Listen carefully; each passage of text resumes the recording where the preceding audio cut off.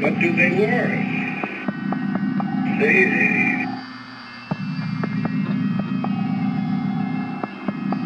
One person looks friendly. He's friendly looking, and he's looking at me, and he's smiling. I think of a redhead Irishman. I don't know why. I think I know why. Because Irish are usually hostile to Negroes. And when I see a friendly Irish person, I react to it by thinking I will be friendly. And the evil face, he looks like a German Nazi. His eyes were slanted. I see it. Oh, his eyes were slanted. But not like a Chinese. This creature, this leader is telling me something. No, lips aren't moving. And he's looking at me. Stay there and keep looking. Just keep looking and stay there. And just keep looking. Just keep looking. Oh, I gotta pull these binoculars away from my eyes. Because if I don't, I'll just keep staying there. Oh no, he didn't say it. Just stay there, he's saying to me. All right. I'll dig in my head. Just pull the binoculars away. God, give me strength. Pull it down. Run! Pull the binoculars down and run. God! If they were God, give me strength. I gotta get away. Oh! Hey! You gotta get away, Betty! I'm driving! I gotta get away. Those eyes. They're in my brain. Oh, please. His eyes. His eyes.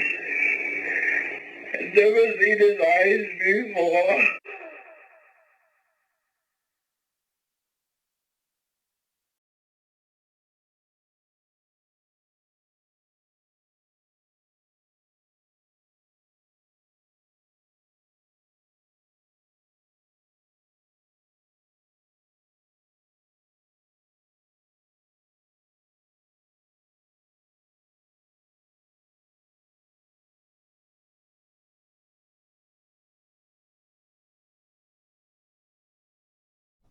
Hey guys, what's up? It's Wednesday night. We're moving into previously unexplored territory on this episode of Reality Brief. We've got a little interesting stuff happening for you tonight. What's that? What's this? So much action going on. Look at that. Deadly spiders in the dunny. So, one of our beautiful listeners from Australia sent us in a care package of sorts. I don't know how much you can care about someone but trying to feed them this shit, but I guess we're gonna find out tonight. Some looks pretty good. So, oh, hold on. You know what? I'm gonna go in there and I'm gonna zoom the camera in on you, Dan. all right. So we can get a good shot of all the goodies he sent us. And if you're watching in the chat, please tell us how our radio sounds, because none of us have any headphones tonight. So. Oh, snap. Your biggest Aussie fan? I thought I was your biggest Aussie fan. I came with my impression and I was gonna do the Aussie thing and do all that, but it's different Aussie. Oh man. Alright, Dan, get it. Yeah. Get it. You zoomed in, bro. Start going through the box. All right. Dan was busy zoning So out. yeah, Please, I was contemplating deep matters of exopolitical It importance. was that Nas was hitting So- his bloodstream. And All right, blah, so blah, blah, should we save the best for last or the worst for last? Why don't you just go through what we got first? Save All the- right, well, we got Vegemite. Vegemite. What? Into a microphone too, man. So, Vegemite. yeah. What is Vegemite? Vegemite, it appears to be some sort of vegetable nutrient paste. Sounds mighty. Yeast extract, salt, mineral salt, malt extract, color, flavors, niacin, thiamine, riboflavin, and folate. That's good. Dad, the spaceman shit sandwich. Yeah. The spaceman shit sandwich. Looks like Play-Doh or something. Yeah, it smells amazing, actually. It smells... You ever taken a bottle of vitamins that was out of date by like 5 years and open it and take a good big whiff? It kind of smells like that. Jesus Christ. So, let's see. We've got some adorable koala bears. Gotta love the frick koala bears. Yep, koala finger puppets. They got little jackets on that say, I love Australia. They're quite whimsical. They have little boomerangs. So that's pretty cool. Oh, wow, we got a couple of those. That's like the most Australian thing ever. Now, this is a mystery to me. I don't understand this. It's awesome. I mean, it's a ruler and it's got, the flag of Australia emblazoned upon it. And, but it's in inches. And centimeters. So I guess they're trying to, bridge the divide between metric and the old English system world. It's like an olive branch. Which is weird considering that they're Australia is still very British culturally. So, but they don't use the British system. But then again, England doesn't even use the British system, so... I'm very confused. This Australia doesn't exist! It's all a conspiracy by... something. I don't even know. Australia coasters, these are pretty cool. I actually dig the art on a couple of these. I'm gonna get a couple of those. So, we got... We get all of those. That on one side, and then on the other side, we got some kangaroos, we got maps. I like maps. So informative. Why are there maps of a place that doesn't exist? Propaganda and lies! Solidify the illusion. Yeah, just, keep it going, huh? Well, either way, they're very attractive, and thank you very much. Let's see, we have more koalas. So I think everybody's going home with a koala tonight. Very nice. Oh, yeah. And so now we get down to brass tacks on the food. We have Minties. Minties. Let's see, what are these? They're Allen's Minties are a refreshing, chewy mint. Can you tear the longest Minties strip? I was told by an Australian that these were the equivalent to cocaine. Right on. Well, yeah, hey, that is... So we're snorting them? Now this is musk. And perhaps it's illicit because it came in a big Ziploc bag, so, I mean... Now, musk has been something of an enigma for us here on Reality Brief. We've been trying to figure out just what in the fuck this shit actually is. Does it have any psychoactive qualities? I guess we'll find out. So, you say musk. Here in America, that means, somebody's armpit. Yeah, it's like deodorant. You know what I'm saying? Yeah, it's like... Why it's got no business being candy. But look, apparently, over there in the penile colony, it's really good shit. Penile. Did you say All right, so here we've got some cherry ripes. I think we got some DNA samples here. Yeah, it probably came from one of those giant Australian spiders. The drop bear. The That's ones what you gotta watch out for. Well, don't they use that as packing material? They go out into the countryside that's covered in miles of spider silk Collect deadly and collect it and venomous animals as packing well, material. That sounds great. no, just the webs. They might be doing that. I mean, it makes sense. There's enough of the goddamn things. Have you ever seen it? It's seriously some shit out of Stephen King's The Mist. You're talking about that. All right. What's next? Australia is where you go when you're level 99. When you've reached the level cap and but these look like Tim Tams. Tim Tam. I have it on good authority that these things are awesome. So Tim we're Tam. gonna find out. That sounds so playful and so delightful. Sounds like a pure treat. Tim Tam, what are you doing? Made with Just a treat irresistible for you and real chocolate. There is no substitute. Made with 100% real Tim Tams. Let's see, what's Except no imitation. All right, well, there's nothing nothing that I can't pronounce in the ingredients. So It's all like this. It's like, chocolate, mate! Yeah, I should have really brushed up on the Australian accent. Eat them or I'll glass you, you cunt. Yeah, Whoa. I'm just going to break everything because fuck it, why not? Right? It's only expensive. So what are we starting with here? What is the... All right. I think we should go for the main event here. Oh god. No, build it up, dude. What are you Yeah. do with this? Yeah, build that up, man. Yeah, I gotta build up some. Just wait. Control Man. yourself, man. God, it's a good You know, thing the I'm only All way- right, all right, all right, all right. Let's start off with the cocaine. What's that? What do you guys think? Break them up. Yeah. Powder that shit up. Do this. All right, here's one for you. Whoa. Baggins. Rock. Where'd mine go? Hey, Rocky, you joining us? Thank you. All right. So All right, guys. Here we go. Here we go. Minties. Minties. Oh. Some Okay. strange Oh, ass it smells shit. pretty minty. I'm a fan of mint, actually. I grow my Alright. own peppermint. I Yeah. drink mint tea. I like it. It looks like a Quite Tootsie bit. Roll. Yeah, it Yeah. kind of feels like a It's Tootsie like Roll. a mint Oh tea. god, it's hard as fuck. Yeah, Oh my god. it's like taffy soda. Oh, yeah, How do you it's chew on this? Actually, you gotta be level 99, bitch. Look, when Yeah, you live in what would you do? Australia, it's like evolution. I mean, look at all the animals with the huge teeth and shit. They got like fucking concrete teeth, man. Yeah. Yeah. This is not bad. I like it. If it was a actually. little softer, it wouldn't be so bad. All right, Maybe it got frozen in shipping or something, you know? man, it tastes like a peppermint, Yeah. It's peppermint taffy.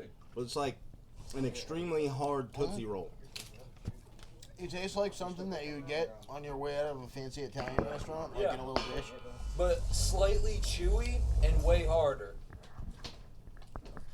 Well, and the colors on the packaging are very Italian, so. All right, Pretty good. I'm gonna be working on that shit for like Yeah. 10 minutes. cherry ripe. It's like a mint everlasting gobstopper. Yeah. Oh, fuck, I'm blind. Oh shit, Californians can't have these. It contains wheat glucose syrup. All right, is let's see indeed. what up. Oh, sorry, dude.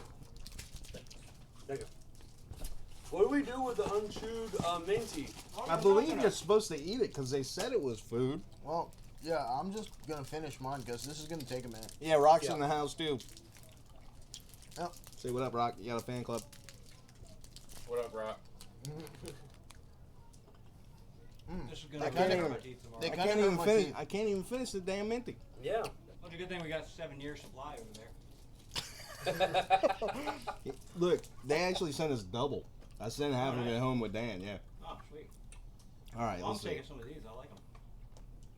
Even though they're definitely gonna kill my teeth. Yeah, I'm just gonna finish Yeah. that later. Yeah. That is Alright, the so it's like- everlasting gobstopper. It's like I'm almost done. coconut and cherry and chocolate. It's pretty damn good, actually. Cherry ripe. The land that doesn't exist. You got something right there. Curious about the labels on this. Is there any Oh damn. any interesting facts? It may Please contain- store in cool, dry locations. That's pretty interesting. Yeah. 18 Tim Tams here. We're gonna Tim Tam Hey, man, I Chicana. gotta catch up, man. Hold on. Well, let me get handed out here. Right I'll be here. 100% honest with you. Pass it around. That Take cherry one and ripe- pass it around. That cherry ripe, I normally don't do cherry flavored anything, but I You can gotta talk into the mic on that Hold one. on. What's cherry? What are we doing? Damn here? right. This Oh. is fucking good. I don't normally do cherry flavored anything, but I can fuck this up like every day. Those cherry ripe things were pretty Yeah, fucking good. Yeah. Yeah, that's real good. Cherry ripe, pretty All good. right. So, Tim Tam. Chocolate Tim Tams. It's pretty cool. We're like breaking new ground here, man. This is like Yeah, You guys this are is, cross back. genre. Yeah, we're the first conspiracy theory / food tasting show. It's all because of you guys. Thank you so much. Yeah, this is awesome. Yeah, seriously, thank you to everybody who These Tim had a, Tams are had a hand in making good. this what it Tim is. Tam, what do we Dude, got? these things are What is- fucking bomb, what man. is Yeah, it? dude, Yeah. they're Fried awesome. stuff here. What am I about to get into? Nougat? That one looking No, at? it's just chocolate cream, man. Yeah, it's like it's Chocolate on crispy. It's like chocolate? a chocolate cookie with chocolate cream Sexy.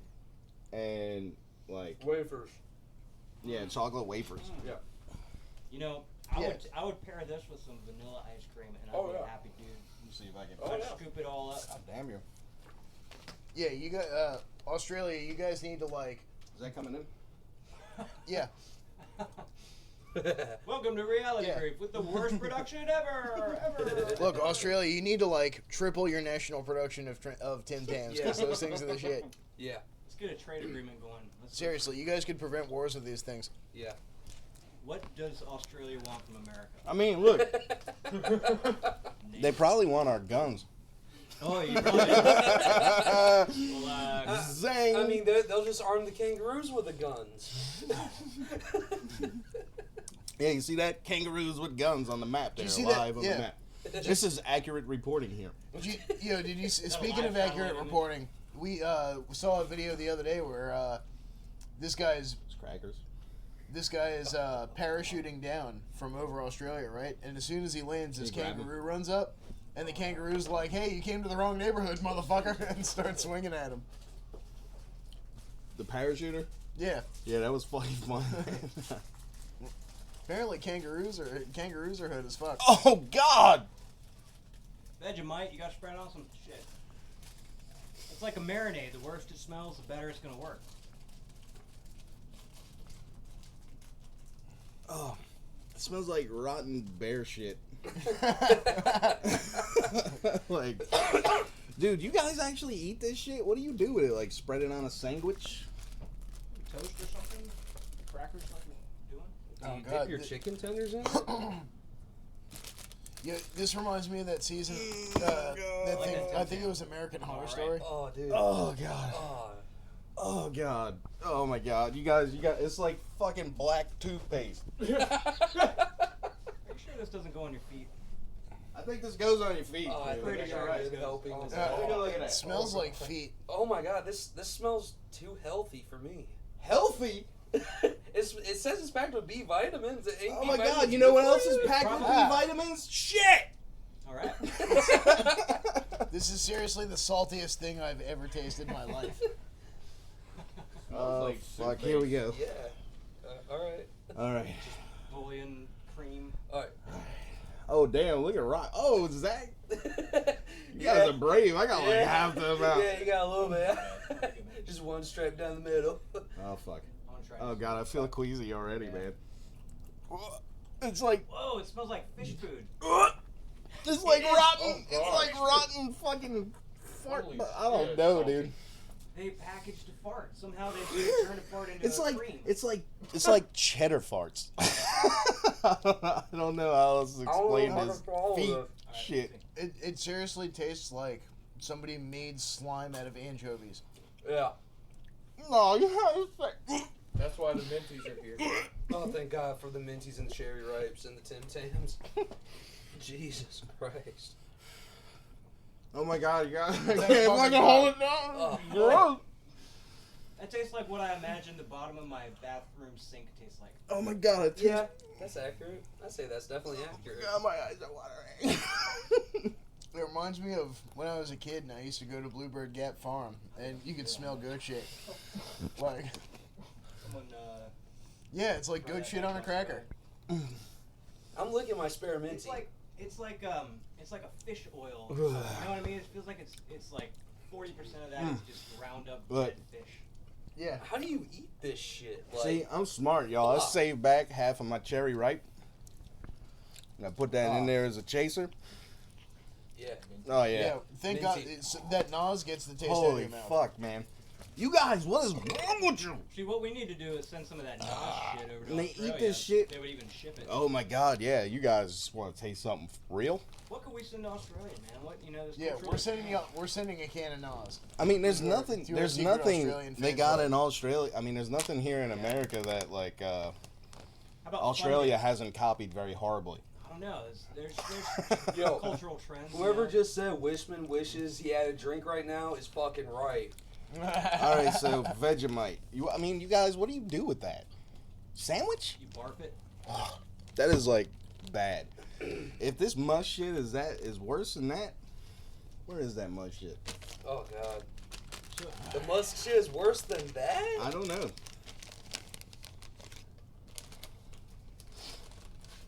Now I heard this was ground up kangaroo vulva. All right. There's, I'm It not smells like smelling soap. It smells Yeah. like soap. Yeah, it smells You like I already should eat be it? washing my hands with it. No, I'm never going. anything. I bet this is soap. Dude, it smells like, check that. It smells like deodorant. Wait, did you already eat it?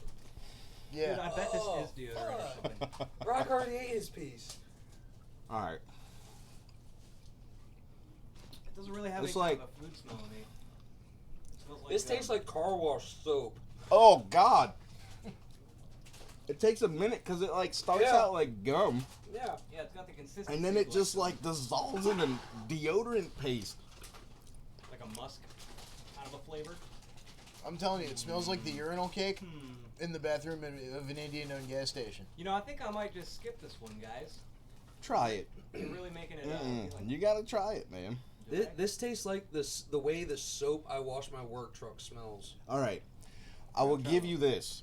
Not as bad as the Vegemite. No. That has No, to be nowhere near. one of the most horriblest things I have ever tasted, man. That's Yeah. interesting. That's like a marzipan or something, you know? Yeah, and it's, dude, it just It's it's like a deodorant, marzipan man. with It a, reminds me of licking someone's armpit. You know what it tastes like? Which, I mean, You know, yeah, No, I'm getting a little bit of that fucking, that strong... that flowery chlorophyll Yeah. flavor. Can I get another piece of the musk to wash the Vegemite taste out of my mouth? Yeah, dude, have as Why much don't you want musk the as you koala please, to bro. wash it? Please, Good. Musk out please, of please, please. Yes, Yeah. it's candy. It tastes like bubble gum and deodorant and kind of like incest. And the texture is so goddamn weird because it starts out like that pink bubble gum. Where's the camera? I'm used to looking. like, you over know those here. minty candies that you get on the way out of, like, seafood restaurants and shit? Yeah, the soft mints, how it kind of melts. Well, the musk sticks, they start off like a piece of that yellow. Oh God. Oh hell They want no. us to spread Vegemite on musk stick. Oh. Is that legal? All right. I'm pretty sure Let's that do it. I'm pretty sure that Let's do violates it. the Logan Let's Act. do it.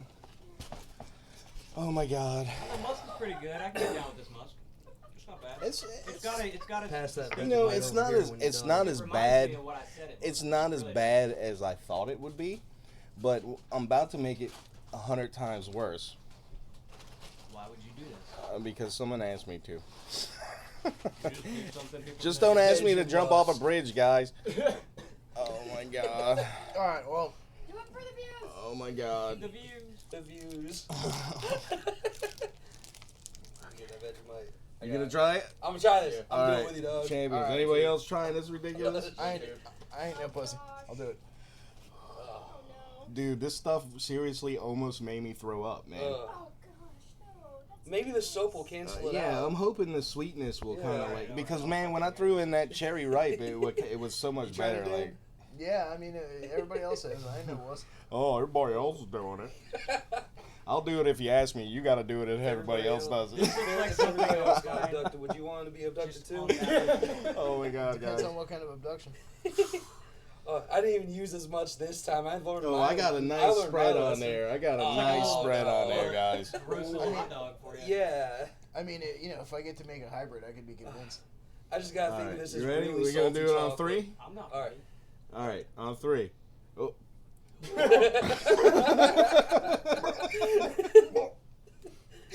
One. Wait, I'm gonna puke. Okay.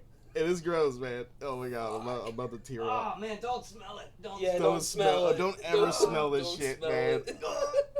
All right. 1, 2, 3. I hit my Oh tongue first. God, I know it got me like that too. I'm trying not to breathe. God, it tastes like. Oh my God!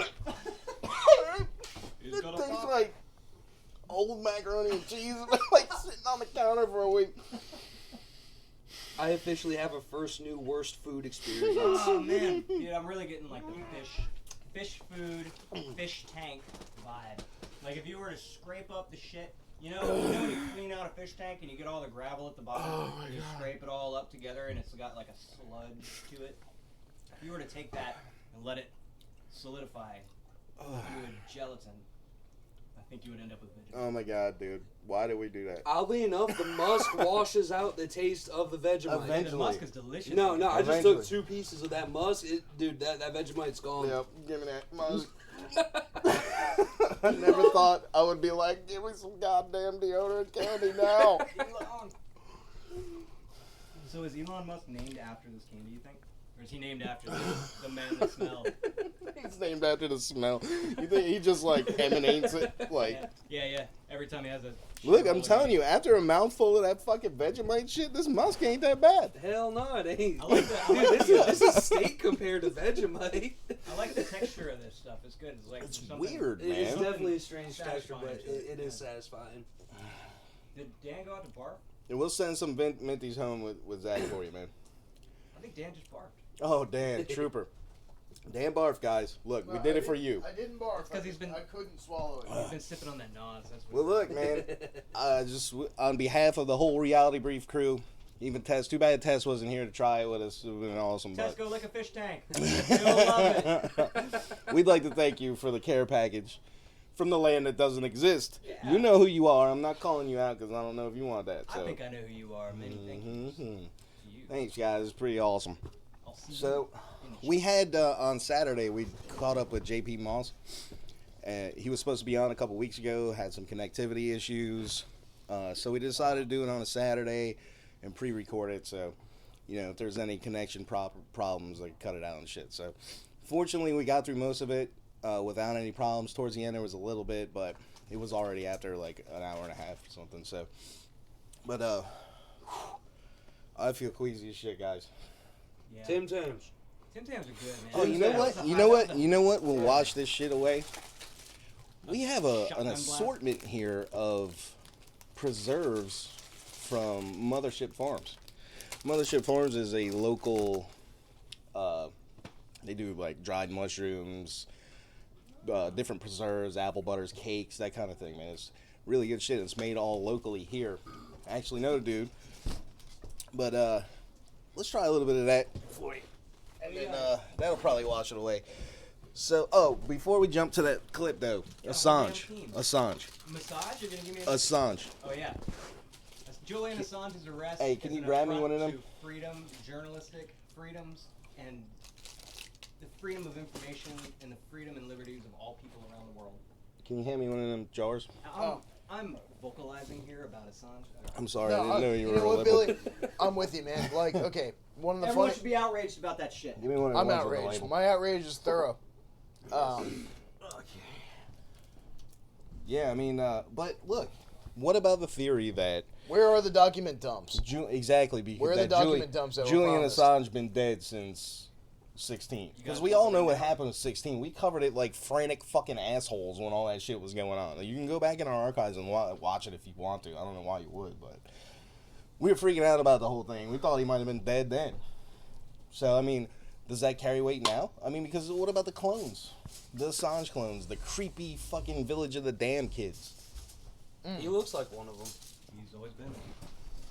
No, I think it's Dude, those Tim Tams are the shit. Yeah, they really are. Tim Tams are banging. Dude, I need like 4 packs of those like now. Alright, so there's a I lot guess you we can ain't say really there. got a whole bunch to fucking add to that. So we're going to go ahead and just jump over. One point real quick, Alright, man, go ahead. before we just move on. Well, I need to go to the interview because it's... Alright, the fact that he is ambiguously still Assange, maybe dead, maybe a stand-in, maybe whatever, maybe that's the whole point. Right. The Totally Goldstein. dissolve the story. Goldstein. Have you read 1984? Oh, right. Yeah, okay. It's a psyop, potentially. That's the thing that makes the most sense. Because everything else not adding up to anything that makes sense means that answer makes the most sense, unfortunately. So, who knows? We'll never know. No, that I'm firm on. Yeah. We'll never know. Yeah. Not unless we got scooped up and teleported there or some shit. You know what I mean? Like, Eat up yeah, all right. that Vegemite and Tim Tams and shit. You Tim might have some Tams. experience. All right, guys. We have a question from the chat. Does Mothership Farms have a website? Yeah, it's facebook.com/Mothership Farm without an S. And what was the other one? Instagram. Mothership_farms. Instagram.com/Mothership_farms. Awesome. But yeah, we're gonna have a segment in a future show on that for you guys. So, all right, without further ado, we're gonna jump over to the interview for you. I know you've been waiting patiently while we fucking gag and vomit on ourselves. So, woo! Vegemite needs to be exterminated from the planet. Yeah. No. No. It's a beautiful, No. beautiful thing. No, you could make an awesome soup out of it. Probably. Thanks for watching, guys. You're watching Reality Brief. Hey guys, we're joined here tonight with Jason Moss. Jason, how's it going, man? It's been a while since you've been on the program. How's everything going, dude? Yeah, it's been a while. Yeah, it's good to see you guys. Great to be back. It's been over a year. Doing okay, holding my own here in England. Still doing my research out in the forest. I'm in a new forest out here, new woodland, which is 14 miles from my former location. Well, that's cool. So you're getting the same type of activity. You were photographing mantids on the last. That is correct, forest, right? Yes, that is correct, and that was completely unexpected. It was, you know, I have to admit, and I got to be honest, it was a shocker. It really was. It was not. I mean, this is the guy that went out and said, look, I remember interacting with an extraterrestrial human hybrid girl back in the 1990s who identified herself to me by name as Bennico. And so acting on some, you know, investigative research and whatnot, following a hunch, there were UFO sightings in a forest near where I lived in the town of Ipswich. And decided perhaps maybe there's a connection. We talk about conscious connections, and Dr. Chiefman Greer talks about CE5 and conscious connection. So I went out in the woods thinking, well, let's see what we get. And then I got these pictures, infrared pictures, videos and infrared, of entities that matched what people have described as the mantids. Yeah, and what if you guys, what an unexpected result. If you guys are interested in that, you can. You've got a YouTube page as well, right? Do you have any? I have, those yes. photographs up there? I do, yes. I have videos. In fact, my recent research has been posted. You can go to Centennial. That's CEATENEO. It's J.P. Moss. This is the author pen name, J.P. Moss. And just have a look. I'm happy to give anybody any of this original material for scrutiny and do whatever you want with. I've had people look at it, and when the skeptics look at it, I say skeptics because their approach to me. Now, how do I know they're a skeptic? Well, it was the approach, is how their demeanor with me was, you know, very, very, you know, come on, really. Mm-hmm. And when they couldn't explain the pictures, and they used very expensive software, so they claimed, I don't know, I didn't see it done. They came back and they said, well, no comment. Don't know what to say, and just left it at that. They couldn't come back and say, well, ruled out hoax. Right. So they don't want to try to promote this. They just walked away from it, and I was like, well, you know, do whatever you want to do. But, you know, I'm happy to give it up. You know, say, look, have a look at it. But I'm more than that. I still encourage researchers in England and in the county of Suffolk that has Ipswich and Felixstowe in it. Also, north of us, not far, is the famous Rendlesham Forest. So it's probably within about 20 miles from Ipswich. That's intriguing. Yeah. Very much so. You know, so in the early, we all know what that. I needn't have to say to you guys. We all know what that is. All our listeners know. Actually, the watch commander lives in Virginia, the state we live in now. I've been thinking about trying to get a hold of him, see if he'll, you know, grace us with an interview, but you know, I'm not getting my hopes up. Wow, I think he might be done talking about it. But yeah. yeah. Also, alternatively, you could go back, dig through our archives, and, you know, from about a year or more ago, with our first interview with Jason, we went through all of those pictures and everything there too. So, Jason, what's going on? What's happening in this new forest? Well, it's almost, someone said to me, this is really oddly coincidental, and I thought it is really strange. You know, I want to be completely open about my feelings in this interview about everything. I just want to get it all out in the open and say what I feel as this process of research and investigation. As I said in our last interview, and as I revealed in books and online, I am what they class as everyone knows, an experiencer. This is someone, obviously, that, you know, the term, we've had alien contact or abduction experiences or whatnot, and my experience dates back to the 1990s, and when the memories resurfaced in 2010, just to kind of do a quick, short little review here, of meeting this girl that told me her name was Bennico. There was immediately after the memory recall, there was a lot of UFO activity in Ipswich that just took off September 2010, right around the time the memories came back of meeting her 18 years earlier. And it prompted me to continue with this. Otherwise, I probably wouldn't have. I was actually, at the time when the memories came back, thinking, oh, I need to see my doctor. These things couldn't have happened. I thought, this is crazy. What's going on here? Oh, my God. I was really quite shaken by that. So and do you think I'm sorry. Go ahead, finish what you're saying. I'm sorry. Do you think the the increase in UFO activity was directly related to Bennico, or you think that maybe? I do believe that. I mean, of memory recall. I just here I was going at the time. It was a separation, and I had 4 young sons. I just stopped working with Ipswich Town Football Club, where I had done maintenance there for this. It's a major soccer league team here in England, one of the major teams, not as well known. And so I thought, responsibly, like anybody, what is this? I mean, so our listeners, just recapping, I didn't go looking for the subject. It found me. I was a guy that I was on Facebook. I had all over my Facebook wall what I had done in Texas, which was search and rescue, firefighting, which I have all of those certifications. I don't know if I said this last interview. I've got loads of certifications from Texas in firefighting, search and rescue. I'd worked with the police many times. I've been in the U.S. Army, National Guard. I had a hell of a credential sitting there on Facebook, and all my friends were police and firemen and search and rescue people. And, they were like, come back to Texas, Jason, come on back. We'll get you back in the fire service, and all that. And I was like, cool. Classmates galore. So I'm not putting the subject down, but it was like at the time I had to walk away from this. And I thought, let's go see Dr. Ward. This is not a genuine memory of any kind. What is this? How do I know it was a memory? There was a lot of feeling behind it. It was something that I could access again and again. There was nothing I could do to edit this. It was just there, and I could see it. I was living through it. It was there.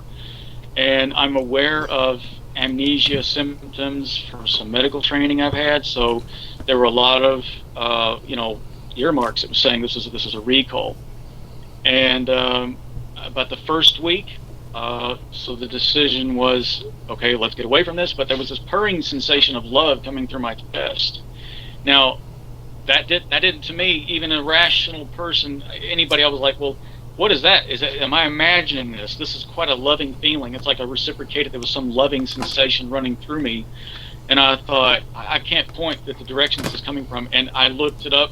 There was no psychological illness where you can invent love or invent the sensation. There was everything in psychology that talked about mental illnesses had everything negative with it. You had to take medication for it. Well, I thought, I can't imagine someone walking into the doctor saying, I need medication. I keep feeling love all day.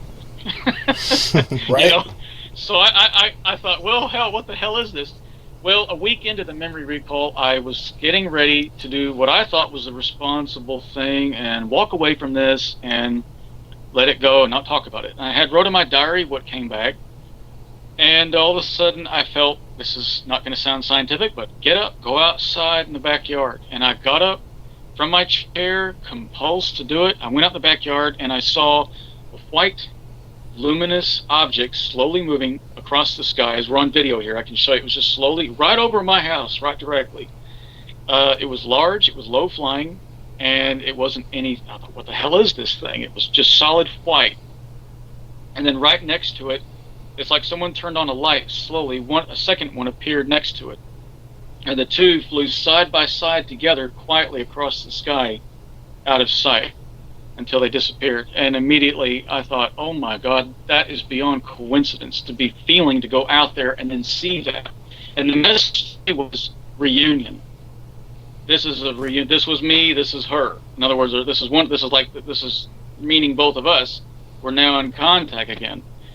And I had no rational explanation for this. How did I know to get up and go out there and see that in that moment, and then see this lovely aerial display of another object appearing like that? And I don't mean it was over in the distance, or let's be objective. Was it, I saw it over there over the horizon. No, I don't mean like Stephen Greer's CE5 where they look way off in the distance and there's a light. This was right over my house, guys. Both of them. Dead over the house. And it was very beautiful to me. And the feeling, well, I've got to go forward with this. No matter what happened. These are real memories. This is something that happened. And it was in that. The telepathic suggestion thing about going out back, that's pretty common in stories from other experiencers too, that type of thing.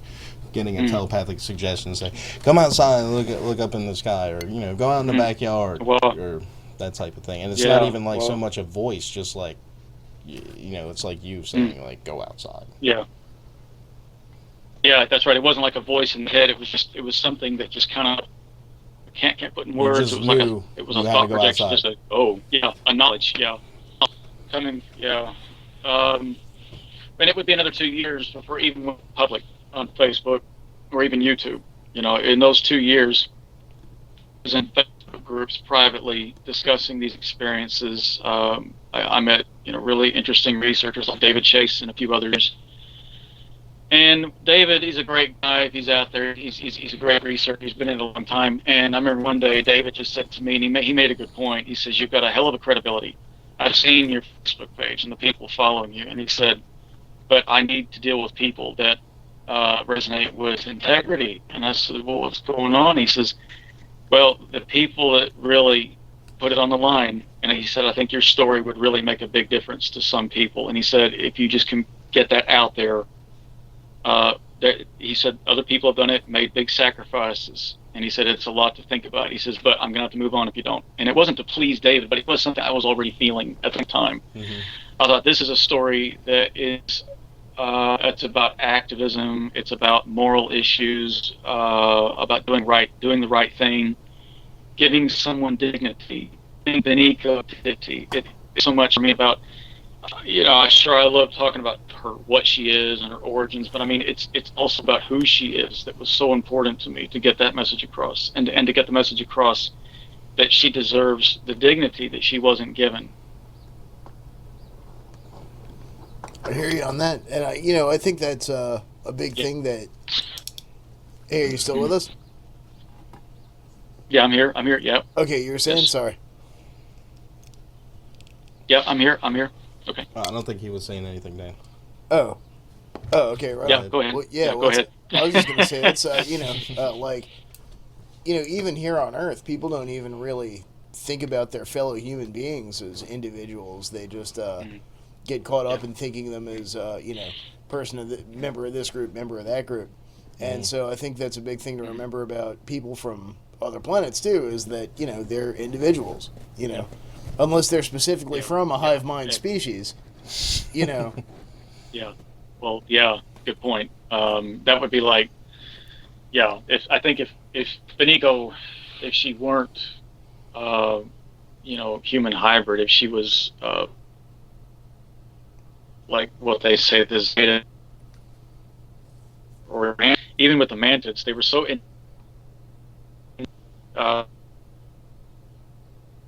and I even tried to.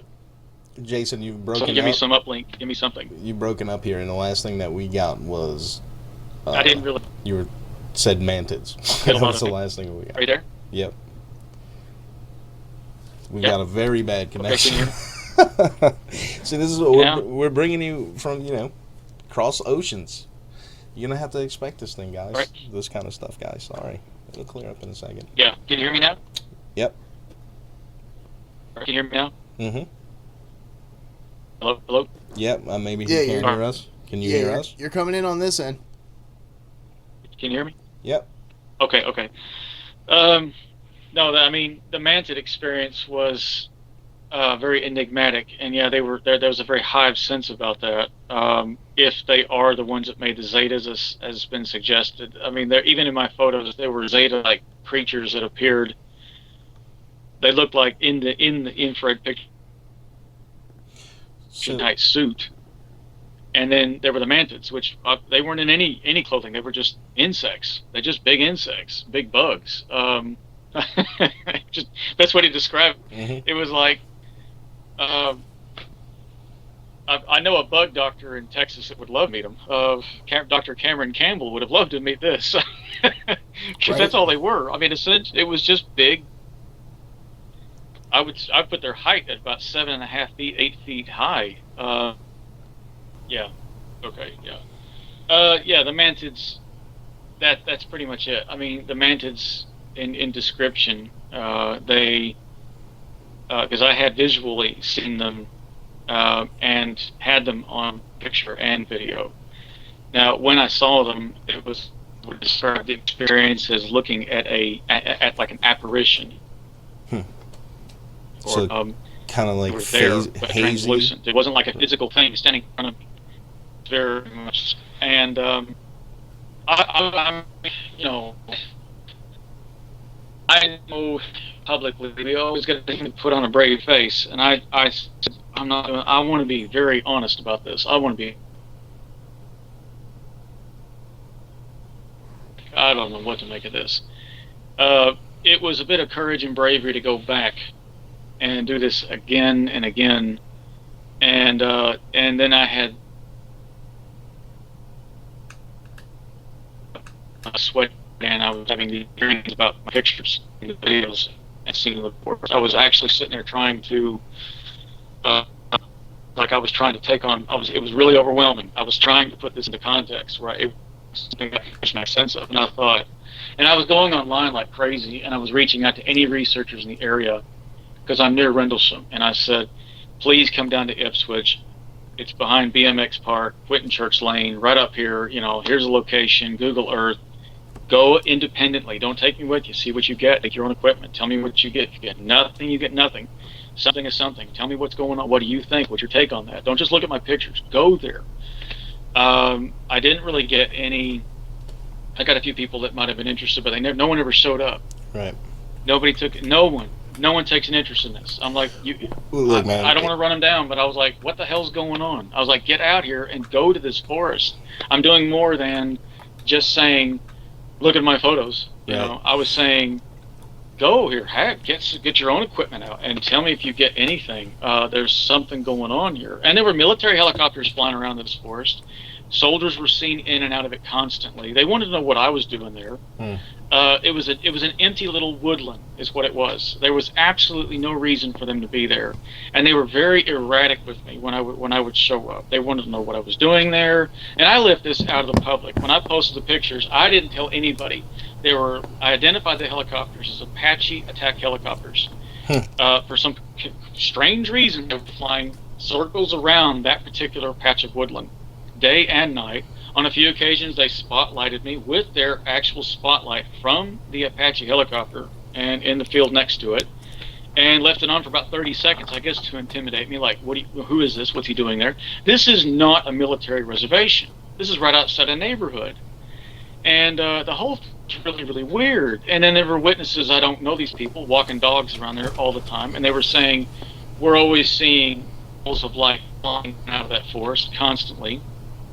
Derek Savory is a researcher that had interviewed a man named Peter, I think is his name. He moved to Norwich, and apparently Peter had told Derek,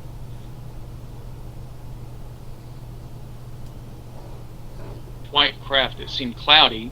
It wasn't solid, but it came out of the forest. That forest, it came back down again. So this was all independent. He took me down there as a psychic. I didn't know, I'd met Derek. He was going to Rendlesham. He was talking about a forest, and I was talking about a forest. The next thing you know, we were talking about the same forest, the same location. Wow. And I was freaking out. I said, my God, that's validating my pictures big time. Again, it's ignored. It goes very quiet. I don't get any. Derek and I, that's it. We don't talk. And again, the only people I had the most contact with was the military. And I was like, what the hell? I was looking at them. They were British soldiers, and on one night, I went out there, and I just, because I went out there day and night. It was near where I lived, and I looked out over this hilltop, and I saw British soldiers. You could see there was a stadium. Whitten Stadium was near this. The light was shining over the pasture, the field, and right there was the forest, and you could make out in the twilight of the light, you could see they were in uniform. They had flashlights. They were running in and out of that forest crazy. And they go, there it is, there it is. It's over there, get it, there it is, chasing something. And they saw me, and I get flashlights on me. I was scared. Oh, what the hell, you know? And who's that? Who's that on the hill? What's he doing up there? Who's that? Who's that? This isn't a maneuver. This isn't training exercises. Right. You know? And I've got 200 pictures in that patch of woodland of alien-looking beings, and I'm going, okay, I got helicopters, I've got soldiers, and they're acting like this and looking at me, and I'm going, oh, okay, guys, you've just validated my pictures majorly, you know, and I didn't need them to validate it. I mean, I already knew from what I was seeing, but it does help to get something on the side to kind of kick in and go, you know, and yet it's very quiet for some reason, no matter what I said, no matter where I went with it, no matter what happened. And in this radio broadcast, I'm still putting a message out. You know, please, anybody in the Ipswich, anywhere in England, anywhere in Europe, or if anybody in America wants to come over, have a look. It's, you know, I even said to Derek, don't put my name in it. I'll even go far as to say this: you don't have to put my name in it anywhere. Don't say Jason to get in there. You don't have to put me in it anywhere. Keep me out just for integrity purposes. Put me nowhere in the middle of it. Nowhere. Just go on your own. You want to get the media spotlight? That is great.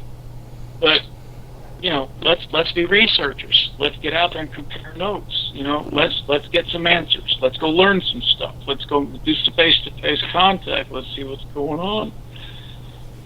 And even though I threw myself out like that and just literally laid it, I mean, other people would be dying for this evidence and dying for some media or whatever and get out there and sell some books. But I was saying, look, you can remove me completely from that equation. Just go look in there. Still, it was like you get this one whispers in that ear, this one whispers in that ear, and everybody's kind of, it's like this, and it went very quiet. And I'm going so far that I know has stepped out of that forest with that kind of evidence, and it's pretty heavy stuff. I have to say, I didn't go looking for that. I went looking for a Bennico, you know, 4'6" black-haired hybrid girl. Didn't go looking for bugs. No offense to them. You know, I didn't go looking for grasshoppers. Sorry, I have to make light of that. It's but, okay. You know, What, did you ever watch Stargate SG-1? I was a big fan of that show. It was a great show. You remember the Ritu? Yes, I did. Okay, yeah. They were the insectoid race, and you couldn't see them unless you shone the right kind of polarized light on them, and then they popped up, and they were otherwise invisible. That's right. Yeah. And if you got them with polarized light, they were like these big-ass bugs. Yeah. So let me ask you this. Have you found any similarities with your experiences and the events in Rendlesham Forest? That's a good question. I think I'm not clear. And is it a story out of Rendlesham? You've got this one guy that says he saw this tiny foot tall aliens being in black, and then being there. You know, it's kind of like I would say there is, except with a different kind of either different race, different faction, or something that is not. I don't think these are mantids that they were meeting. I don't gather that from kind of what I was putting together, listening to what I get out of them. There really seem to be. I mean, you got one guy who is at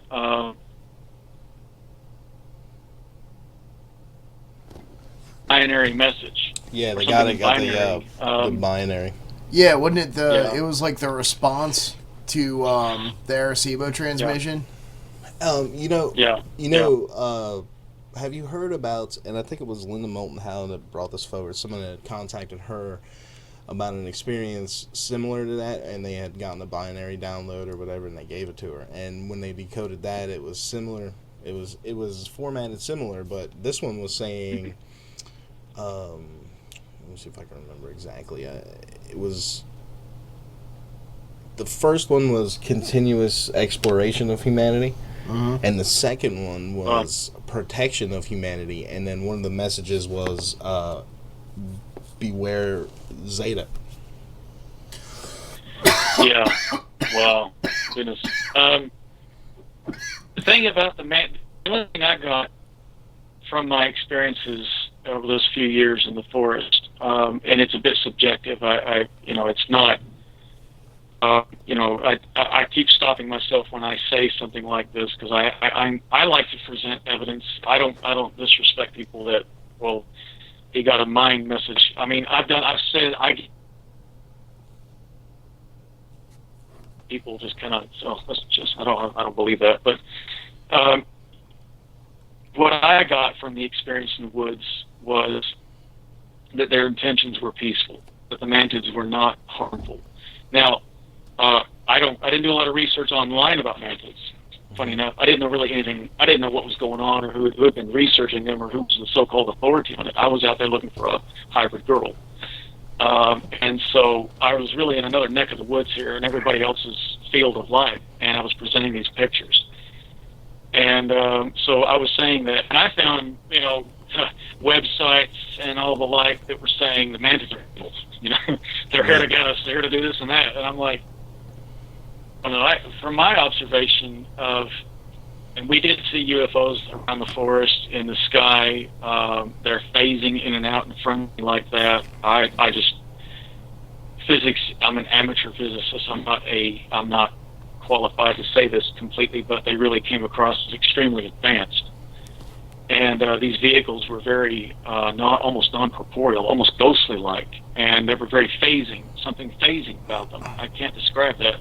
Mm-hmm. And so I know it was like this Bob Lazar talking about nut and bolt craft that were solid you could touch, and in the Rendlesham Forest they could touch that thing. The mantids came across as, if I could be wrong, but on the Kardashian scale of the civilization, 1 to 4, 1 to 5, I think it is, I would recommend a 3 or 4 because this was technology that was transmorphic. They could change matter to energy to matter, and even themselves, and phase in and out of spatial space-time and dimensions. But who was then doing this? So I moved out of that area. I came to Felixstowe, and I was using at the time the PSB-7 Spherovox for communication. This is often used by ghost researchers, and I don't want to confuse listeners. But the Spherovox, in my theory, could also be used for extra-dimensional intelligences. Because I thought, if this thing is reaching the dead, then it can also be reaching them. So, on a few occasions, I took that thing into the forest. We'll call it the Mantid Forest for the, and I did get some pretty clear stuff, recorded it, where they were very clear to me, and they said, we're hiding. And I said, why? And they said, military. And I said, what are you doing here? They said that. They said observation. They said peaceful, no harm. Then they told me to leave. I got told to leave, just like that. And as soon as I left the forest, I got out of the forest. There were people watching the forest, and on that occasion, watching the forest, which I thought that's beyond coincidence. I'm not hearing radio DJ static. This was actually something speaking over the box in the forest, telling me to go. In the moment, there were people watching that forest on that occasion. So. It's hard to get something like that videoed unless I had like say if you guys are there with a camera, you actually got me, and then you could step back and see. Oh, look over there. We were told to leave. Look at these people dressed up in combat gear coming over. Wait a minute. So this evidence is so compelling. Now, prior to all that, I've seen sketches of mantids. I'm not a skeptic, but I'm like anybody. We hear guys like Corey Good talk about thousands of different aliens he talks to and hangs out with. No. Am I gonna run Corey down? Can I run Corey? It wouldn't be the first time that had happened on this show. Okay. I'm gonna get yelled at. I hope his lawyers don't kick my butt too bad, but I'll do it anyways. Disclaimer: and them are not part of this. I'm just gonna say this. No, I mean, I do raise an eyebrow, his blue bird people thingies. Oh, really, Corey? Okay, all right, the blue bird people. All right. So he hangs out with Big Bird and his cousins. Okay. But We I'm love not when they call them the blue chickens on the the program. blue chickens. Yeah, the Blue blue chickens. Okay, yeah, that works. You should play the so- Space Jesus real quick. I don't have it on there. Oh. what is it? Go on. What? Nothing. It's just something from the show. It's a gag we got whenever someone Oh, mentions that. We play this little clip of Jesus going, Yeah. "You're watching Reality Brief." Yeah. But I mean, I want to say I'm not a skeptic. I don't know what category you put me in. When I hear stories from some people who go on like that about this, that, and the other, or these masculine reptilians that just want blonde girls on Earth or things like this, I get a bit like, what the hell? I don't just for it. It's like, okay, what the hell? But when I saw sketches of mantids, I was the same way. I was like, okay, come on, really? You know, what the hell? All right, I guess so. Yeah, all right. But when I got, and even though I had my own experience with Bennico, I was still a bit, okay, yeah, friendly big insect people, yeah, whatever. Well, I mean, it's so But far when out I of started the norm. getting, You know, they're not. They don't Yeah. have skin like we do. Yeah. You know what I mean? It's hard well, for that's right, to yeah. wrap your head Here around. on Earth, insects don't really display a really high capacity for emotion. You know what I mean? Like, they seem to be That's right, yeah. like, you know, their brains they seem to pretty much operate Yeah. on instinct. A lot of the stories that we hear too on the show about mantids, they seem to be, you know, neutral, like neither good nor evil. Yeah. They're just kind of amoral. Kind of like Yeah. watching, just always watching. Yeah, yeah. It was a peaceful message I got, but it was, again, I'll say it, and I said it earlier, they were enigmatic, the best way to put it. They were always very enigmatic, and it was very unnerving. If I'm being, I want to be on, as I said, this interview, I want to open up feelings about things. I was a bit freaked out. I was a bit unnerved. So I kept waking up.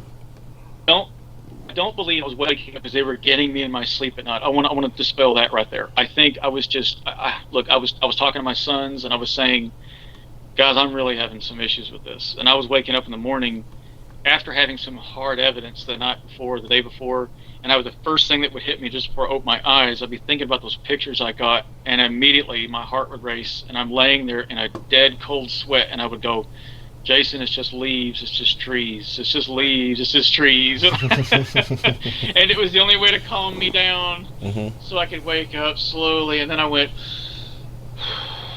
okay, but everyone deserves evidence of their experiences. Let's bravely continue with this. And so I carried on.